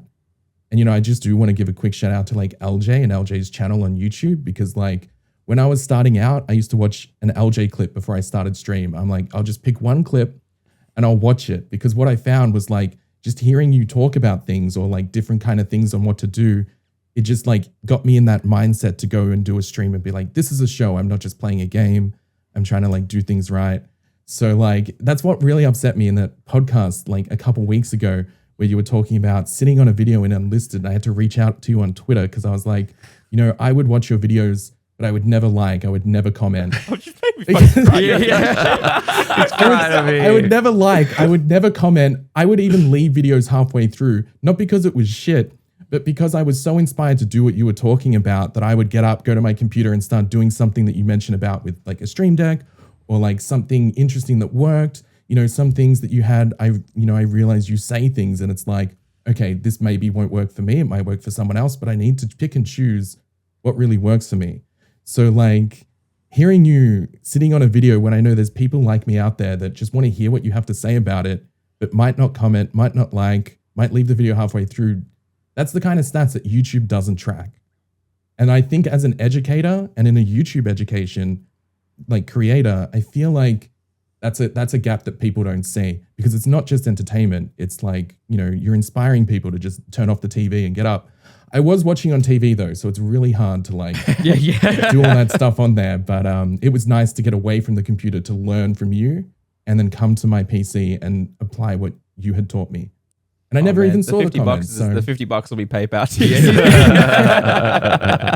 you. But so that's why I'm like, I was very nervous coming in today, because it's like, you know, being around people that like inspired you or like wanted to, you wanted to take it seriously and you looked up to these people in a way they knew what they were talking about. And then to be invited onto the podcast, it's like definitely a highlight in my content creation career. So thank you. It's a highlight for us to have you on, to be honest. Yes. You've been in my list of people who I wanted to invite for a while now. Ever since I think I first had an interaction with you and I saw your YouTube stuff and some of the other things, I was like, oh, he'll be really good to talk to. He's ANZ, and I'm a weird person that I'm obsessed with ANZ. Yeah, I honestly, LJ, like you just intimidate me a little bit, because it's like one of those. I'm buff. Is it because I'm buff? Say because I'm buff. Yeah, it's just so buff. And you can just pull off pink, you know? Like, no, just because, you know, you like I learn from you and stuff like that. I never like see you. And then when I, you know, it's like meeting someone that you really look up to, like, oh, I hope they like me or whatever, which is a dumb thing. But you know what I mean? Just like meeting people that inspire you is just, you just get nervous. I find it so funny though sometimes, because like, I think it's so strange to me, because in my head, no one has like had any success from my videos. They've just watched them and maybe had a little bit of like stuff and like that. Like, you know what I mean? Like I'm nothing. But then I have people like yourself reach out. And I've had a few other people reach out and they've been like, no, like I had a comment the other day that came in and someone was like, oh yeah, I'm partner. I got 350, 400 viewers now. And I didn't even know what Twitch was or how it worked until I watched you. And I sit there thinking to myself like, what the fuck? Like, why am I so focused on all the people insulting me? You know, but like, it's not me, by the way. It's also like inherently people are you guys are talented, right? Like, it's one of those things where it's like, it just blows me away to see people who are just so talented and hardworking, growing, and then being like, hey man, thanks for teaching me how to set up a stream label. Yeah. Well, I mean, I love your advice on like, you know, film yourself practicing an intro for 10 minutes and then watch it back and things like that. I mean, I didn't pre-record. What I would do is I would just go back and watch the start of my stream every time. And like, it killed me a little bit, but the more that I did it, the more I understood what I did, the more I understood how can I just be more engaging those first few minutes and actually treat it like, you know, this is an event. You know, when you stream and it's an event, we're not just here, you know, whatever. So like just everything can be applied. I think even, I mean, you don't even have to be super talented and creative in streaming, but I think LJ, people actually followed your advice or listened to things, which a lot of people do. They just don't comment. I think they do see some success. I hope so. I really do. And I just have to kind of roll with it and trust. You know, it's funny, for every video that goes out, there's about 3 or 4 scripts that never get filmed. And it's just a matter of just being like, you know, does this provide value and does it not? But, you know, that's really kind of you to say. It really does mean a lot. I think the stream room has helped a lot of people as well, to be honest. I think having, you know, the group of people here to talk and interact and stuff like that. And I actually find the commenters on the stream room, it's super interesting seeing them be like, hey, I listened, I took that advice, I changed something. And you're right, you know, Reeps, you said to do X and it worked really well for me. And I think that's so fantastic. Yeah, actually, I will just say, like, that is something I think I brought up to you as well, is that streaming as a creator or being a content creator can be extremely, like, lonely. You know what I mean? Like, there's people that are in communities and stuff, but I also find that people get stuck in communities that can be quite toxic or, like, you know, pull each other down or hold each other back. So it's kind of hard who to open up to. You don't want to say something that can be used against you. So some people can often feel jaded if they've been through that experience before. I'm lucky, like I have a group of people that, I always talk to privately. Like Walkerman's one of them. Walkerman and I always share wins. We talk about things. And we're doing essentially the same thing, but we're not competition, you know what I mean? We stream at the same time as well. Like, but who cares? We're just doing our thing. But then I think, a lot of people don't have that. And a lot of people that are starting out might feel a bit jaded. So then this podcast in particular, and it's part of the reason why I love listening to it too, enforces a lot of the mindsets and things that I do just by the conversations that you guys have. And it's such a casual conversation between creators that, I wish that I could get if I went out to a party and I just want to talk about like cool stuff that I'm into, but it's, it's stuff like what this podcast does, but no one wants to talk about it. I love talking on this podcast. Yeah, but I can picture, there's someone out there or there's creators out there that don't really have that connection with someone that they can relate to. But then they can come and listen to this podcast and hear you guys talk as creators. And LJ, I think it's really great, like, you being on this podcast and doing it and loosening up from outside of like your videos and stuff. I think it's really important when you talk about those things and those worries and the things that you have, because people will listen to that and they'll be like, oh, I feel that way too. And if LJ feels that way, like, then that's normal. I'm okay. Like, no big deal. So very important. I think it's really interesting because like I think the only reason why I do kind of open up and like rant and stuff about like what I'm going with and what my mindsets are and stuff like that is actually because when I do that, it's always really interesting hearing what like Nick or Reaps will have to say about it, because they'll usually just be like, yeah, that's really interesting. I totally agree with you, but also you just, chill the fuck out. Yeah. It's like one of my favorite things is like when we all get to talk about a topic and finding that like we've all gone through it and there's like hearing it and stuff like that. Like I think we said early on in this pod that when we started doing it, the three of us said was that we just wanted a place where we could talk about content creation and all the things we were doing that felt like it was actually going to be not just like messaging each other every now and then. Yeah. Like an actual place we could talk about. Like the whole reason why our intro was the podcast for content creators by content creators about content creation was because you don't really have a place. The people who do that are like 500, like 5,000 viewers, right? And they're so out of touch with what it means. But we never had anyone who was, in that 200, 300 space who gave out information and advice about how to push through that. And we didn't really have other people we could talk to about those things. And when Reaps brought it up, Reaps is the one who actually started it. That was his big pitch. And I was like, I'm in. I think it was a place for us to vent more than anything. But I figured, like, as you said, LonelyShark, the thing that really hit me was that I think a lot of content creators out there are a lonely island. You know what I mean? Like they're their own island and they don't understand because maybe they're new to it. Maybe they don't have those connections. Maybe they're so remote from everybody else that they don't really know what people are going through or what the right mindset is. And I'm not saying that we have the right mindset, obviously, but I think that a lot of people feel insecure when it comes to content creation. And the fact that we have this podcast where it's like, I am so fucking insecure, that hopefully it makes people feel better, because it's like, we're all in the same boat. We're all trying to get to that bloody goal of like, hopefully making it to the extent that people want to watch our stuff and we can fund ourselves. So yeah. Exactly. Absolutely. Like that's probably the biggest thing is everyone just feels like they're alone in how they're feeling with like, oh,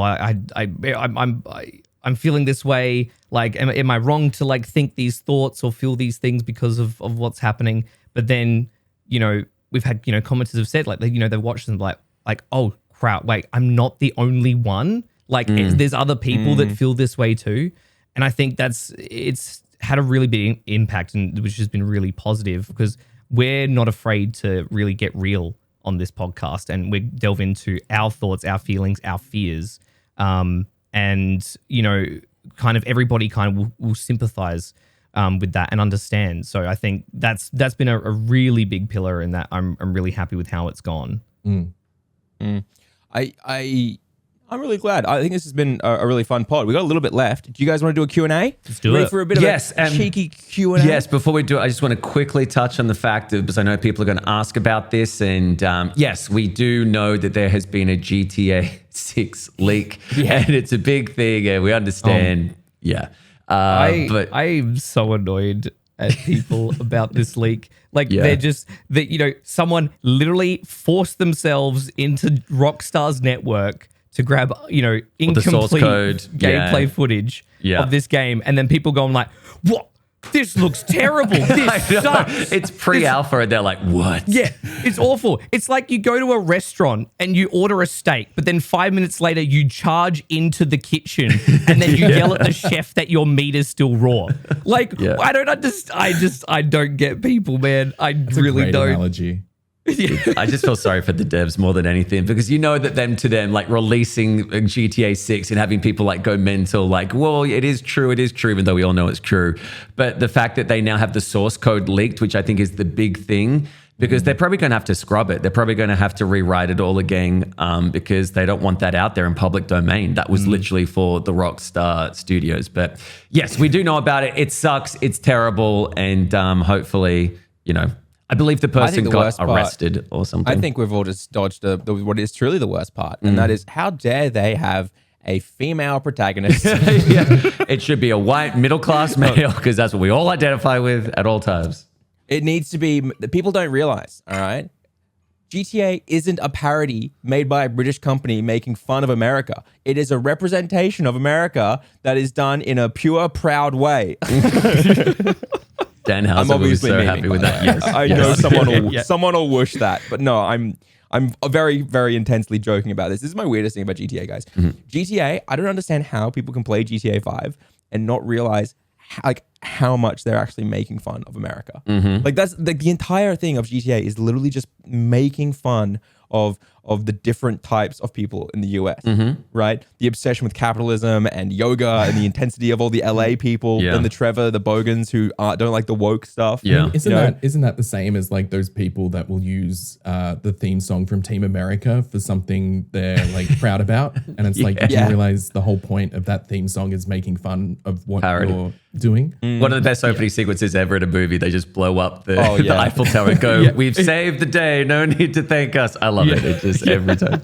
Actually, speaking of which, LJ, did you end up adding that like animation on stream of like the thing going over your head? No, I started working on the whoosh. I have a new animation that I want to do where the words of the joke fly over my head.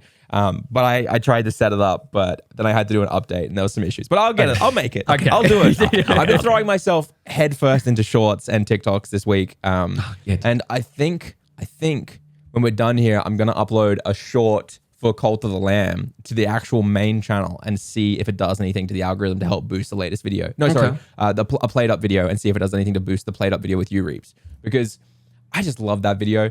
This is a really fun video that I've released, and like it frustrates me that YouTube's like, who's it for? I got to watch it. So I didn't get to watch it last night, so I'll watch it today. Yeah. Also, we downloaded your VOD and put you in there just to add a little extra. So you don't have any right. How dare you? On there every year.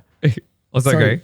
Really quickly, I know we were just talking about the shorts and the changes coming, but did we touch on the fact that the process to becoming a YouTube partner? We missed it. No, you're right. Yes. Oh, what's happened? There's a leak right now. Okay. LJ's got his little rundown again. Here we go. Tomorrow. There's a leak. New York Times is apparently saying that tomorrow there's going to be an announcement saying that that YouTube is changing how you become a partner of their system. Okay. Right now, it's 1,000 YouTube subs and 4,000 hours of watch time. Yep. They might be making it much easier to get involved.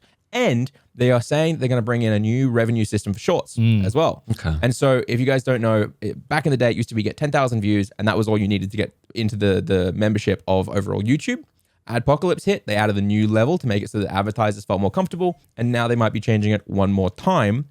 And the best part is that the YouTube Shorts are bringing on the new advertiser profile that we use already. So essentially you get 45% of all ads, and it's the exact same type of revenue you'd get on any YouTube content, right? Which is awesome. That makes Shorts way more monetizable, to be entirely honest. We don't know what the changes are. There's a lot of people out there speculating that maybe they're just going to halve the amount of hours you need, right? But at the end of the day, we don't know what the changes are. All we know is they might be making it far easier to join the YouTube monetization system. Now, I have a question for you guys. Okay. Is this actually a good thing? Because the amount of people who are suddenly going to be able to be monetized on YouTube, who have kind of been teetering on the edge, it's probably hundreds of thousands of people, right? Do you think that is simply going to lead to a huge amount of copyright being pushed out and potentially a lot of issues with DMCA and strikes and advertisers not feeling comfortable or music being stolen, things like that? Or do you feel like this is just going to be really, really good for the platform and are really, really good for a lot of creators who get to like suddenly actually start earning a little bit of that ad revenue, making that money? I'll let somebody else start. So I think, just really quickly, I think with anything there's good and bad. It doesn't really matter. I think for the people that it will really help, it'll really help. And I think for like the bad actors, it'll just make it easier for them. But that said, you know, I think, you know, at the moment, the 4,000 hours, I think that's pretty low. Granted, I don't have 4,000 hours, but I know I'm putting in videos that are getting like a few hundred hours here and there. And then when I get that one video that like pops off, then that one video will be responsible for more than 4,000 hours. And then those people will be able to go to the old videos that I uploaded and watch more content instead of just being like, oh, this channel only has one video.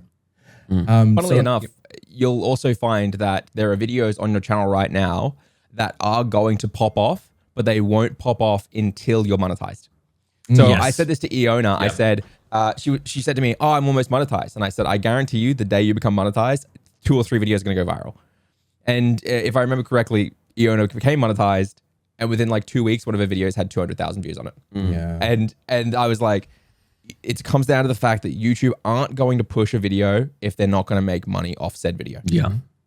It's interesting. And people are like, that's not true. It's not true. We've done tests. And it's like, yeah, I'm sorry, dude. You can't, it's just not, you can't test that. Like, it's just a hard fact that YouTube wants to make money. They're not going to give 200,000 views to something that won't make them money. Yeah. I feel like, oh, sorry, really quickly, just to finish off. I feel like it's good that the shorts aren't being monetized though, because, and then I thought there might be some system, or I saw that there might be some system where there's some revenue involved with the music label as well. If you use a music from the thing, which might result in the revenue of use, and, you know, essentially you're giving reach to a song. So maybe you get a cut of that.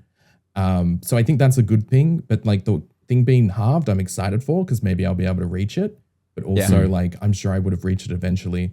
Sorry, Nick, I cut you off. No. Just don't apologize. quickly clarifying the music thing. So right now you get 55% split with ad revenue on YouTube. That's how it works. So say I upload a video, my CPM would be like $22, but I'll actually only get like $11 of it, because that is just how it works. Someone needs to make that money, right? But with the shorts, what you're saying with the music thing is that for some reason the shorts are only 45% is what you make, right? So you lose 10% more. And a lot of people are theorizing the reason why the split is smaller for the creator on shorts is because there are going to be record labels and things like that who are giving out their music to be allowed on shorts, which is already a thing that's happening. And they need to make money as well. So they get 10% of the ad revenue associated with it in order to make shorts actually viable on the platform. Super interesting, to be entirely honest. I don't know fully how TikTok works, but I know that TikTok makes almost no money for advertisers. And if this is how YouTube chooses to do it and it is successful, that is huge, because TikTokers make all their money through sponsorships. Yep. So if people who are on TikTok can now suddenly start devoting their attention to YouTube Shorts and knowing they're going to make money off it, that is a massive win for YouTube in the fight against short format content. Like a ridiculously strong one if people can actually go and make short form and make real money without having to bend over backwards for a sponsor. Yeah, Sorry, Nick. no, absolutely. Like that was a big one, because like there was so much, like something that you had all the drama stuff, but then you had all this YouTube stuff happening. This week's been mental. But like that was the big thing too. That was like, I noticed like reading in like some of the news, like that's going to be huge for people that, you know, that do want to purely focus on a lot of that short form content. And even though they haven't exactly explicitly said how the YouTube partner program requirements are going to change, I feel like with this big transition and push of a lot more people, watching, but also creating short form content. So a lot more people, they're making shorter videos. You know, shorts are obviously, you know, the thing as well. I could see the subscriber requirements staying where it is. But yes, I think the most likely thing to happen is that watch time will definitely drop. Maybe it drops by half. Maybe it only drops to, you know, 3,000 hours watch time instead of 4,000. That's what I'm sort of guessing is going to be the case. The subscriber count will stay the same, but the watch time will drop either, you know, significantly or at least a little bit, just to make that barrier to entry just a little bit easier. Because if a lot more people are making shorter form content, that watch time is going to be a lot harder to hit, especially if like you look at like animation channels and things like that, where they're putting hours upon hours upon hours of work for only a 5-minute video, animated video. So that's kind of where to look at it. And like you even see a lot of channels these days, like they're making, you know, shorter videos that like have really tight edits, quick dynamic videos that really capture people's attention, because they know that with the success of TikTok and obviously, you know, YouTube following that trend by making shorts in the first place, people's attention spans are a lot smaller, and I guess they don't want creators penalized for that shorter attention span when they're trying to target people by making shorter videos. So that's kind of where I see it at the moment. Yeah. You can. It was very funny. I tuned into Ninja's stream yesterday because it was on YouTube. I clicked on YouTube, the homepage, Ninja's live stream came up, and I was like, "I'll see what's going on." He was playing with XQC, and they were talking about the fact that, you know, he got this Discord message, and it was from his editor, and it's like, you know, I need you to hit a headshot sniper thing, right? It's like, okay, XQC, I quickly got to do this, and XQC's why I got to do this because it's going to make a snappy intro. And he then talked about the fact that he's moved away from doing high kill game uploads to making more TikTok meme things because people respond to it more. And it just shows how the whole landscape of video editing has changed into being more kind of catchy. In terms of like YouTube overall, maybe reducing the hours, we're not sure until it's released. I can understand it because the more ads that they can put on things, the more income they earn. So why the hell not? So from a business perspective, it makes complete sense. From a quality perspective, maybe to a lot of people, they may be like, oh, great. So now I can't even watch this video without ads being on it. So peaks and troughs and everything in between. But Q&A, yeah. Yes. Dream has 45-minute long videos that have, you know, 10 to 12 mid-rolls throughout them. Yeah. Like this is one of the things that people don't realize is like one of the biggest creators on the entire platform in terms of gaming at the moment, probably one of the most well-known, is probably also one of the most intensely like awful viewing experiences if you don't have ad block. Yeah. Like it is wacky. I turned ad block off when I got my new, my MacBook didn't have it on. And I was going around trying to watch YouTube and stuff like that. And I was clicking on these big videos. And I remember seeing Dream having like 10 mid-rolls spaced throughout a 40-minute video. And I thought to myself, that must be like, we already knew he'd be making fuckloads, like huge numbers for these videos. We're getting millions and millions We'll of talk views. about next week. We'll talk about next week. His tier thing. Oh my god. The paid tier? Yeah. Are you sure? Yeah. Can we not? Okay, we can talk about. I'm just. Oh my god. Okay, I've only got so much time really to fast. edit this week. Really fast. This is one of the funniest things ever. I found this and I had to show it to you guys because it blew my mind. Rich, you need to put the photo up on the. I'll put the photo up. I will link this to you, Sharky, as well, so you have full context. Okay. But this is a tweet. All right. I'm putting it in the lounge above where we. Oh no, I'm putting it in the guest general. Okay, so this is a tweet, right? And maybe we can throw it on screen. I don't know, by someone who was looking at Dream's shop, his merch shop. Okay, now he has a slap band. Okay, that is up. Okay, all it is a green slap band that says Dream on it, right? With like a heart rate sort of like design. Now this is a member exclusive item. Okay. So you must have a membership to his Dream Smile Club in order to actually buy it. And now orders begin for this slap band, which is also a flash drive, on September 28th. So 8 more days from now, you guys will be able to buy this slap band, which is also a USB. Now, what is on the USB? You're all wondering. What is on the USB?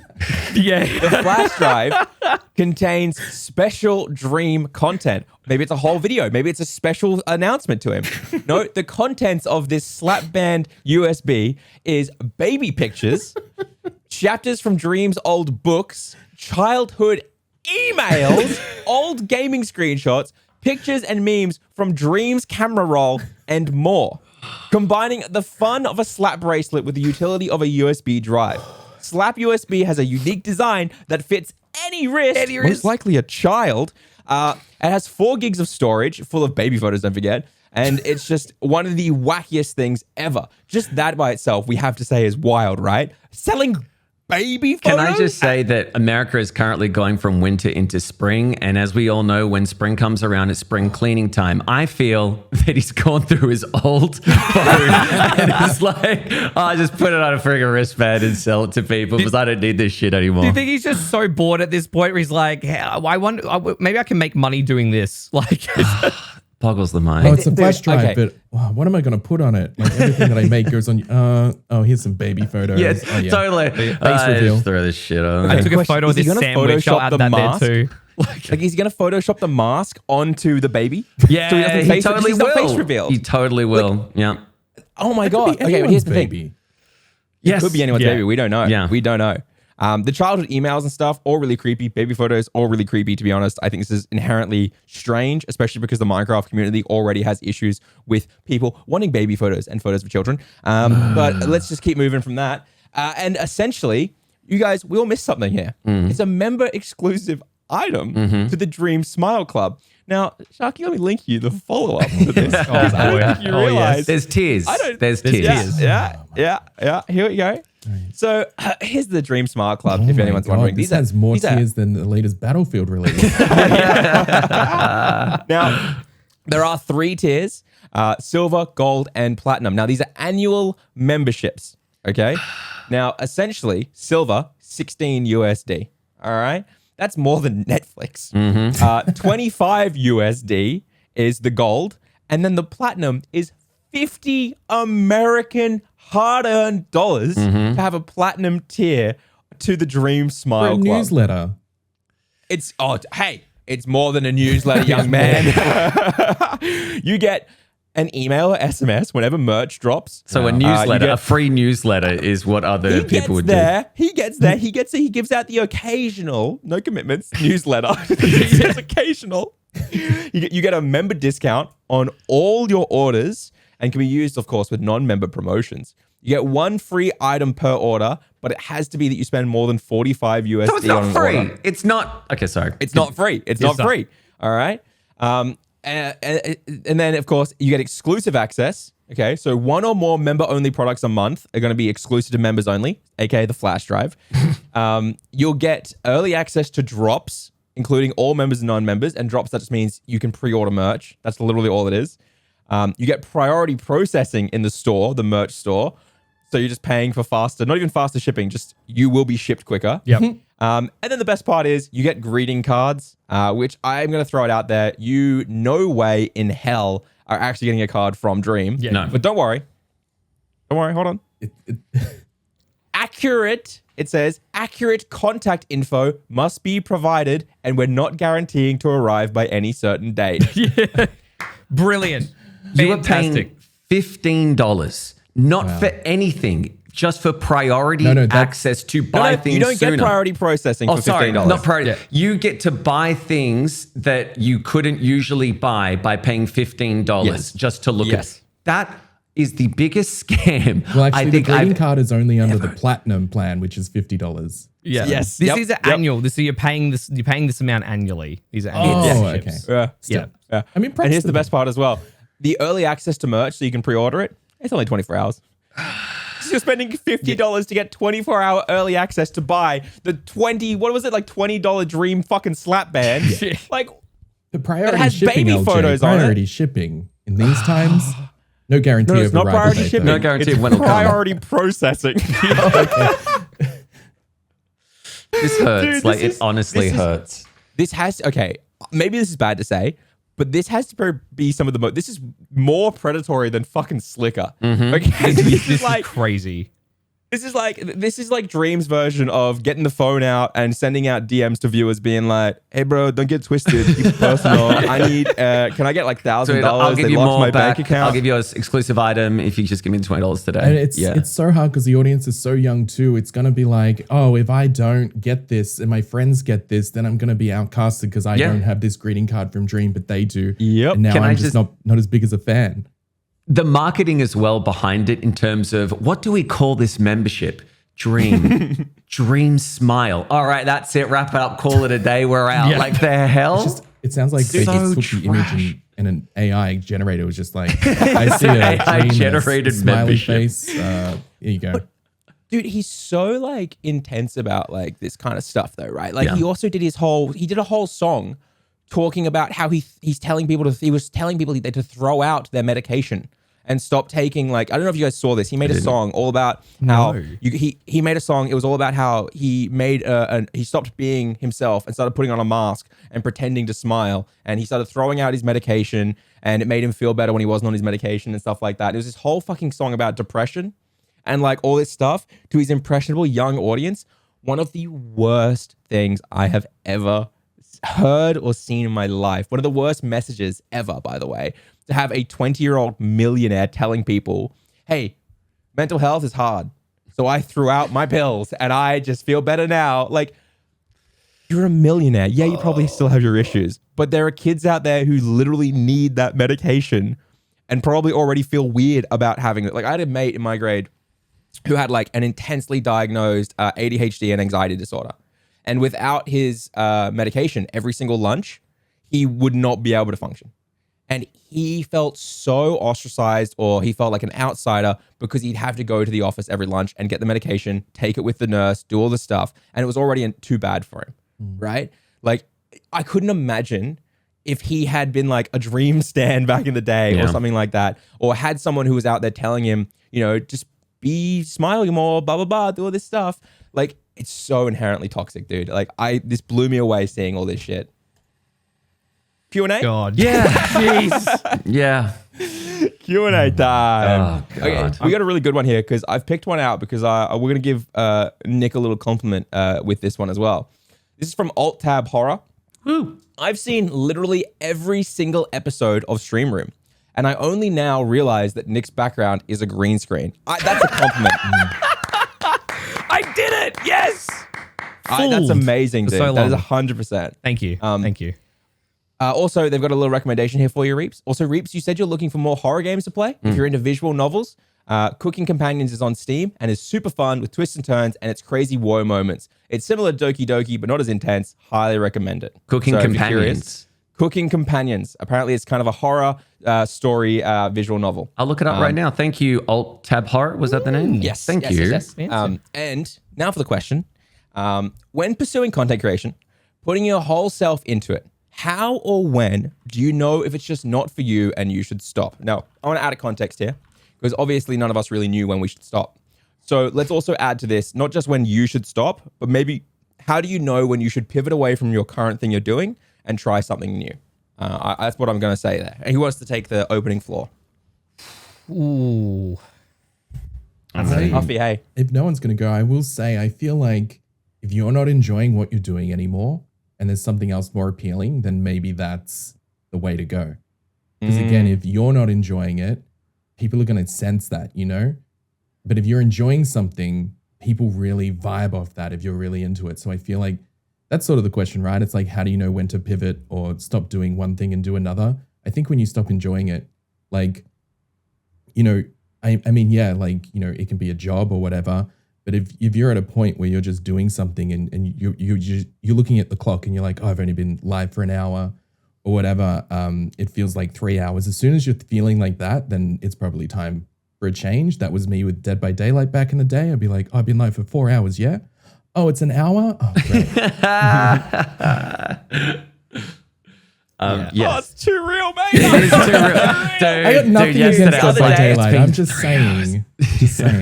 Yesterday, I had to catch myself because I almost said, what the fuck? I feel like I've been live for an hour and it's only been 15 minutes. I had to catch myself and said, wow, it's only been 15 minutes? Oh, it feels like I've only been live for 30 seconds. Because I wanted to keep the positivity. But like, I was sat there, like, I'd already had like technical difficulties and I was Yeah. like, oh, Those days, man, I had the same. Yeah, That was literally me on Sunday. I like, so out of nowhere, like all my monitors started like flickering and like they're going off and I'm like, oh, what's going on? Like things happen. But like one of the plugs came loose and I had to, you know, figure it out the back. So I was like, you know, in technical difficulties for like 5 solid minutes. Came back and then, you know, later on the stream, I was like, oh, you know, it feels like stream was going fine. I was like, feels late. And I look at the clock and it was like 10:30. I was like, oh God, it feels later. Like, wait, what? Yeah. yeah. I still got I think 3 hours honestly, to go. I don't think I have an answer to this. I think I'm going to agree with the shark.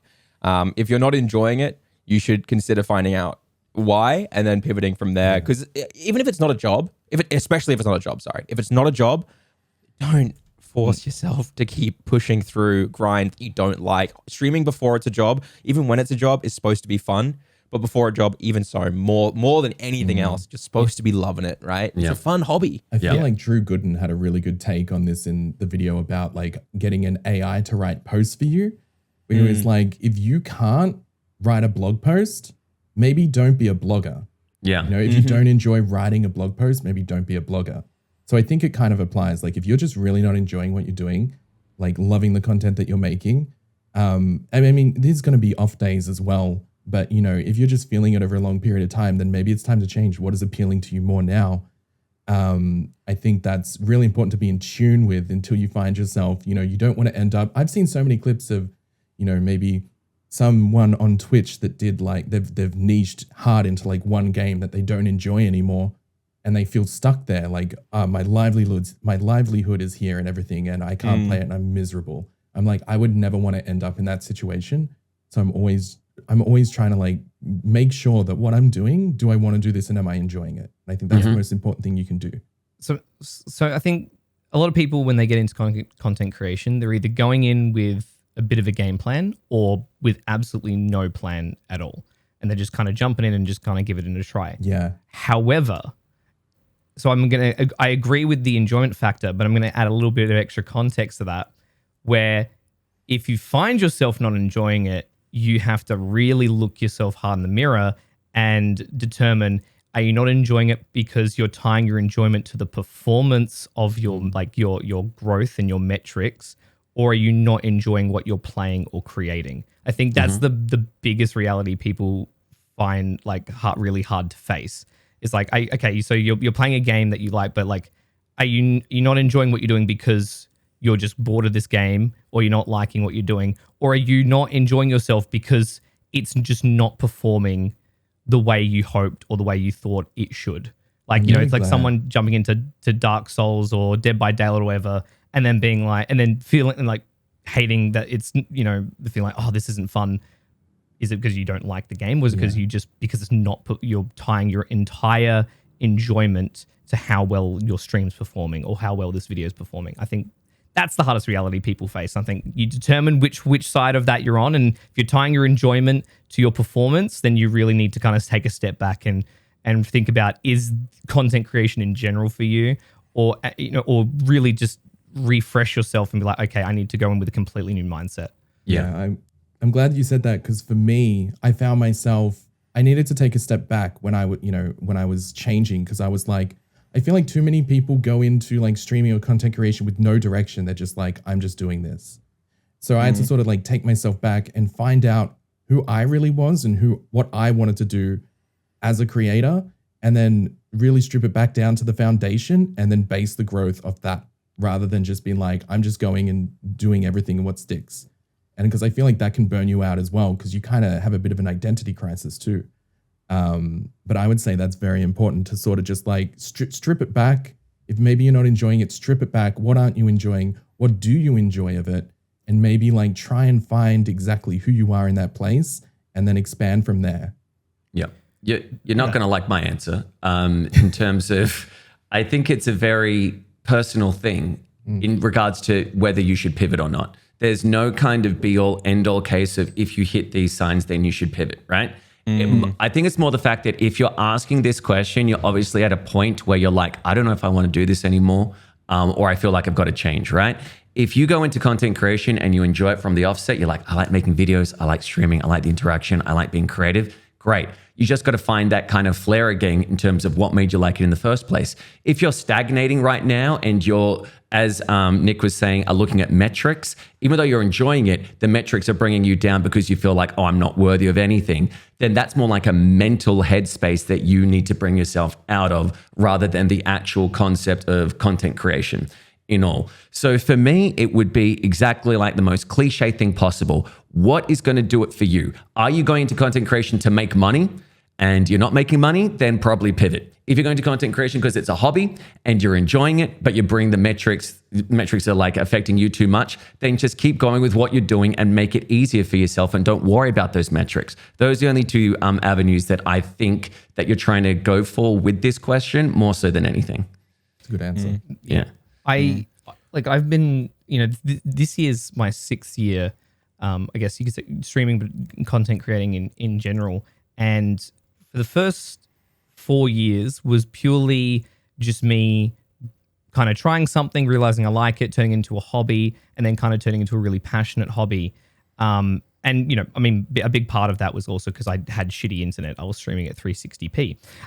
But it wasn't until about 2 years ago, I had better internet by that point, and I kind of sat down. I was like, look, I really enjoy this, and I'm kind of getting more involved in the space. I want to start this journey of taking this a bit more seriously and really applying myself and starting a lot of these best practices that we all sort of preach in general. So then that's kind of that journey started from there. And there was this experimentation, this path of like what you said, Sharky, about self-discovery and kind of figuring out what you want to do and the kind of creator that you want to be. It's really tough. And, for some people, they either find it straight away because they know exactly who they are and what they want to be. But for some people, it just takes a lot longer. I'm still looking, yeah. to be honest. In some cases, you'll still be looking. If you're someone you really find like exactly what you want to do and it's working for you, like more power to you. That's great that you're able to find exactly what you want and that it's actually you're seeing results from it. But in other cases, it's gonna take time. And even though you may necessarily enjoy something, you need to realize: am I going to enjoy this? Am I enjoy doing something else more so because it works better for the platform, things like that. Like I like playing a lot of multiplayer games, like Siege and things like that. But what I found was that wasn't working for me personally in a live stream format. Like I enjoyed that, but I know that I wanted to put on a show and I wasn't able to do that if I'm playing a multiplayer game. And that's why I completely just ditched and moved away from pretty much anything from like competitive multiplayer in that aspect. And for me, that's been a really positive change. So it's going to take you time, but I think everybody eventually will get there.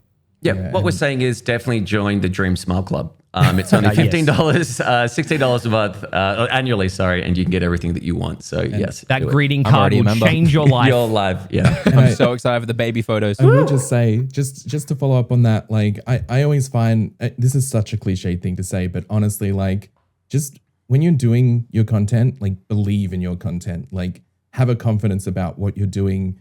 Like you're there for a reason, so just believe in that content because that will go so much further than just being kind of unsure about what you're doing or feeling off. Like if you're making something, if you're doing something, just be like, yes, this is the shit. I'm doing my own thing and whoever wants to be here, they want to be here and that's great. Because that's one thing I noticed with a lot of like successful creators. Like if you go into like, a partnered streamer or something, you get like a sense of like, they know what they're doing. There's like a confidence around like, what they're doing or something. And that was one of the things when I started streaming and I noticed in a lot of partner streams, I'm like, they really just own their space. And that was a big like thing to me to just be like, you know what, I'm going to own my own content and I'm just really going to accept it for what it is. But also I believe in it. And I think people should watch this as like a mindset. And I think that really went a long way. Mm-hmm. Confidence is key. It's really, really funny you say that because one of my mates said to me, I was talking to him about my content and I was like, yeah, I'm not really feeling it. I'm doing this, blah, blah, blah. And he said, dude, your content is as good or as bad as your anxiety has been playing up on you. He was literally said that to me. He goes, every time you're doing really, really well, I've noticed it's like around the same times of the year or like you've had a really good couple of things going on and like your anxiety's not playing up on you. But the moment your anxiety spikes, your content, you're talking about how bad it is all the time. And it's like, it just affects it. It's like a consistent, just like loop of stuff. And I thought that was a big take aback moment for me because it is 100% spot on. You're right. It's like when I honestly believe that what I'm doing is the right thing and this is where it's going to go, it does so much better every single time. But the moment I'm sitting there like, there's no point to watch this. No one wants to see this. This is blah, blah, blah, blah. Then everything just falls apart around you. And it's kind of one of those weird things where I think that's one of the reasons why there's lots of young people who are like 18, 19 who come into this and then just fucking explode. Because they come into it and they haven't, a lot of young teenagers and 18-year-olds and stuff, they're very, very like confident in like everything they're doing at that stage. And then life kind of knocks you around when you get to our age a bit, right? But like, I find that that's one of the big things, right? Like a lot of them will come in and they'll be like, I'm very sure of myself and I believe that I'm worth watching. And that does numbers for them. Like it does so well for them to be able to push through that. Whereas if you don't have that belief, something I've always said is, if you don't believe you're worth watching, then why would anyone else believe you're worth watching? Yeah.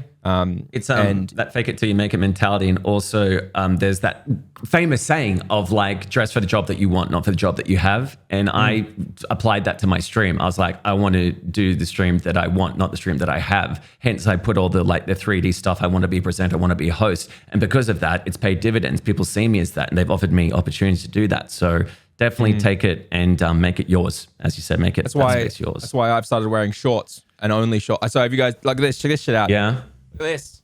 This is the first time. He's showing his penis on camera. No one's ever Getting seen the that butt- before. Slap an 18+ sticker on that bad boy. Only knees. Oh my God. I it's my new thing. I only wear shorts now. You know why? Because I'm flexible. No, I'm kidding. Wow. Are you Hey, though? boys, are there any last thoughts? I think we're dropping frames. Shark, anything you want to spruik? Anywhere you want to push? If you had to tell people to go check something out of yours, what do you want to look at? I would say if you feel like chatting or anything or vibing, come see me on Twitch. I'm live Monday, Tuesday, Fridays nights.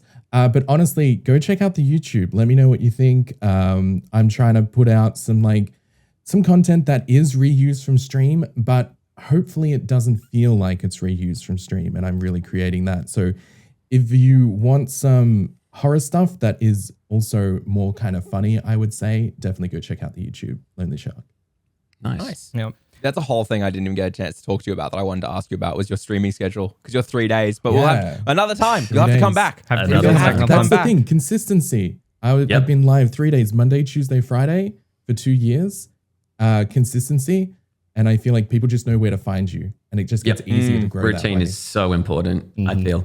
But yes, also, speaking of YouTube, we're getting closer and closer to 1,000 subs. If we get 1,000 subs, we're going to do a live stream, probably play some games with probably even the host. Maybe we can bring some other people in, guest stars in for that live stream on YouTube. We're getting close. I think we're at 850, something like that. So please, if you do like this podcast, like, subscribe, tell a friend, all that good stuff, as it really does help us in the long run. Want to just inject here just to quickly say, so the video finally came out, so I can sort of talk about it, but I was in Pestely's music video that dropped on the weekend. So if you want to see me in doing dancing stupidly and in a really fun video, it's actually a banger as well. So yeah, go check it out. It was a lot of fun to be a part of too. Nice. Cool. All right, sweet. Yeah, I love it. Well, thanks guys for listening. If you haven't watched it on the YouTube, then that's fine. I hope you enjoyed the listen. But if you have watched it on YouTube, throw a comment, of course, as well, because we answer your questions. And if you want to, check us all out. You know where we are on our Twitch channels. Everything's linked in the description. Have a lovely week, and we will see you next week when we stop dropping frames. Hell yeah. Ciao. Bye-bye, everybody. Bye. Bye. Thank you, Shark.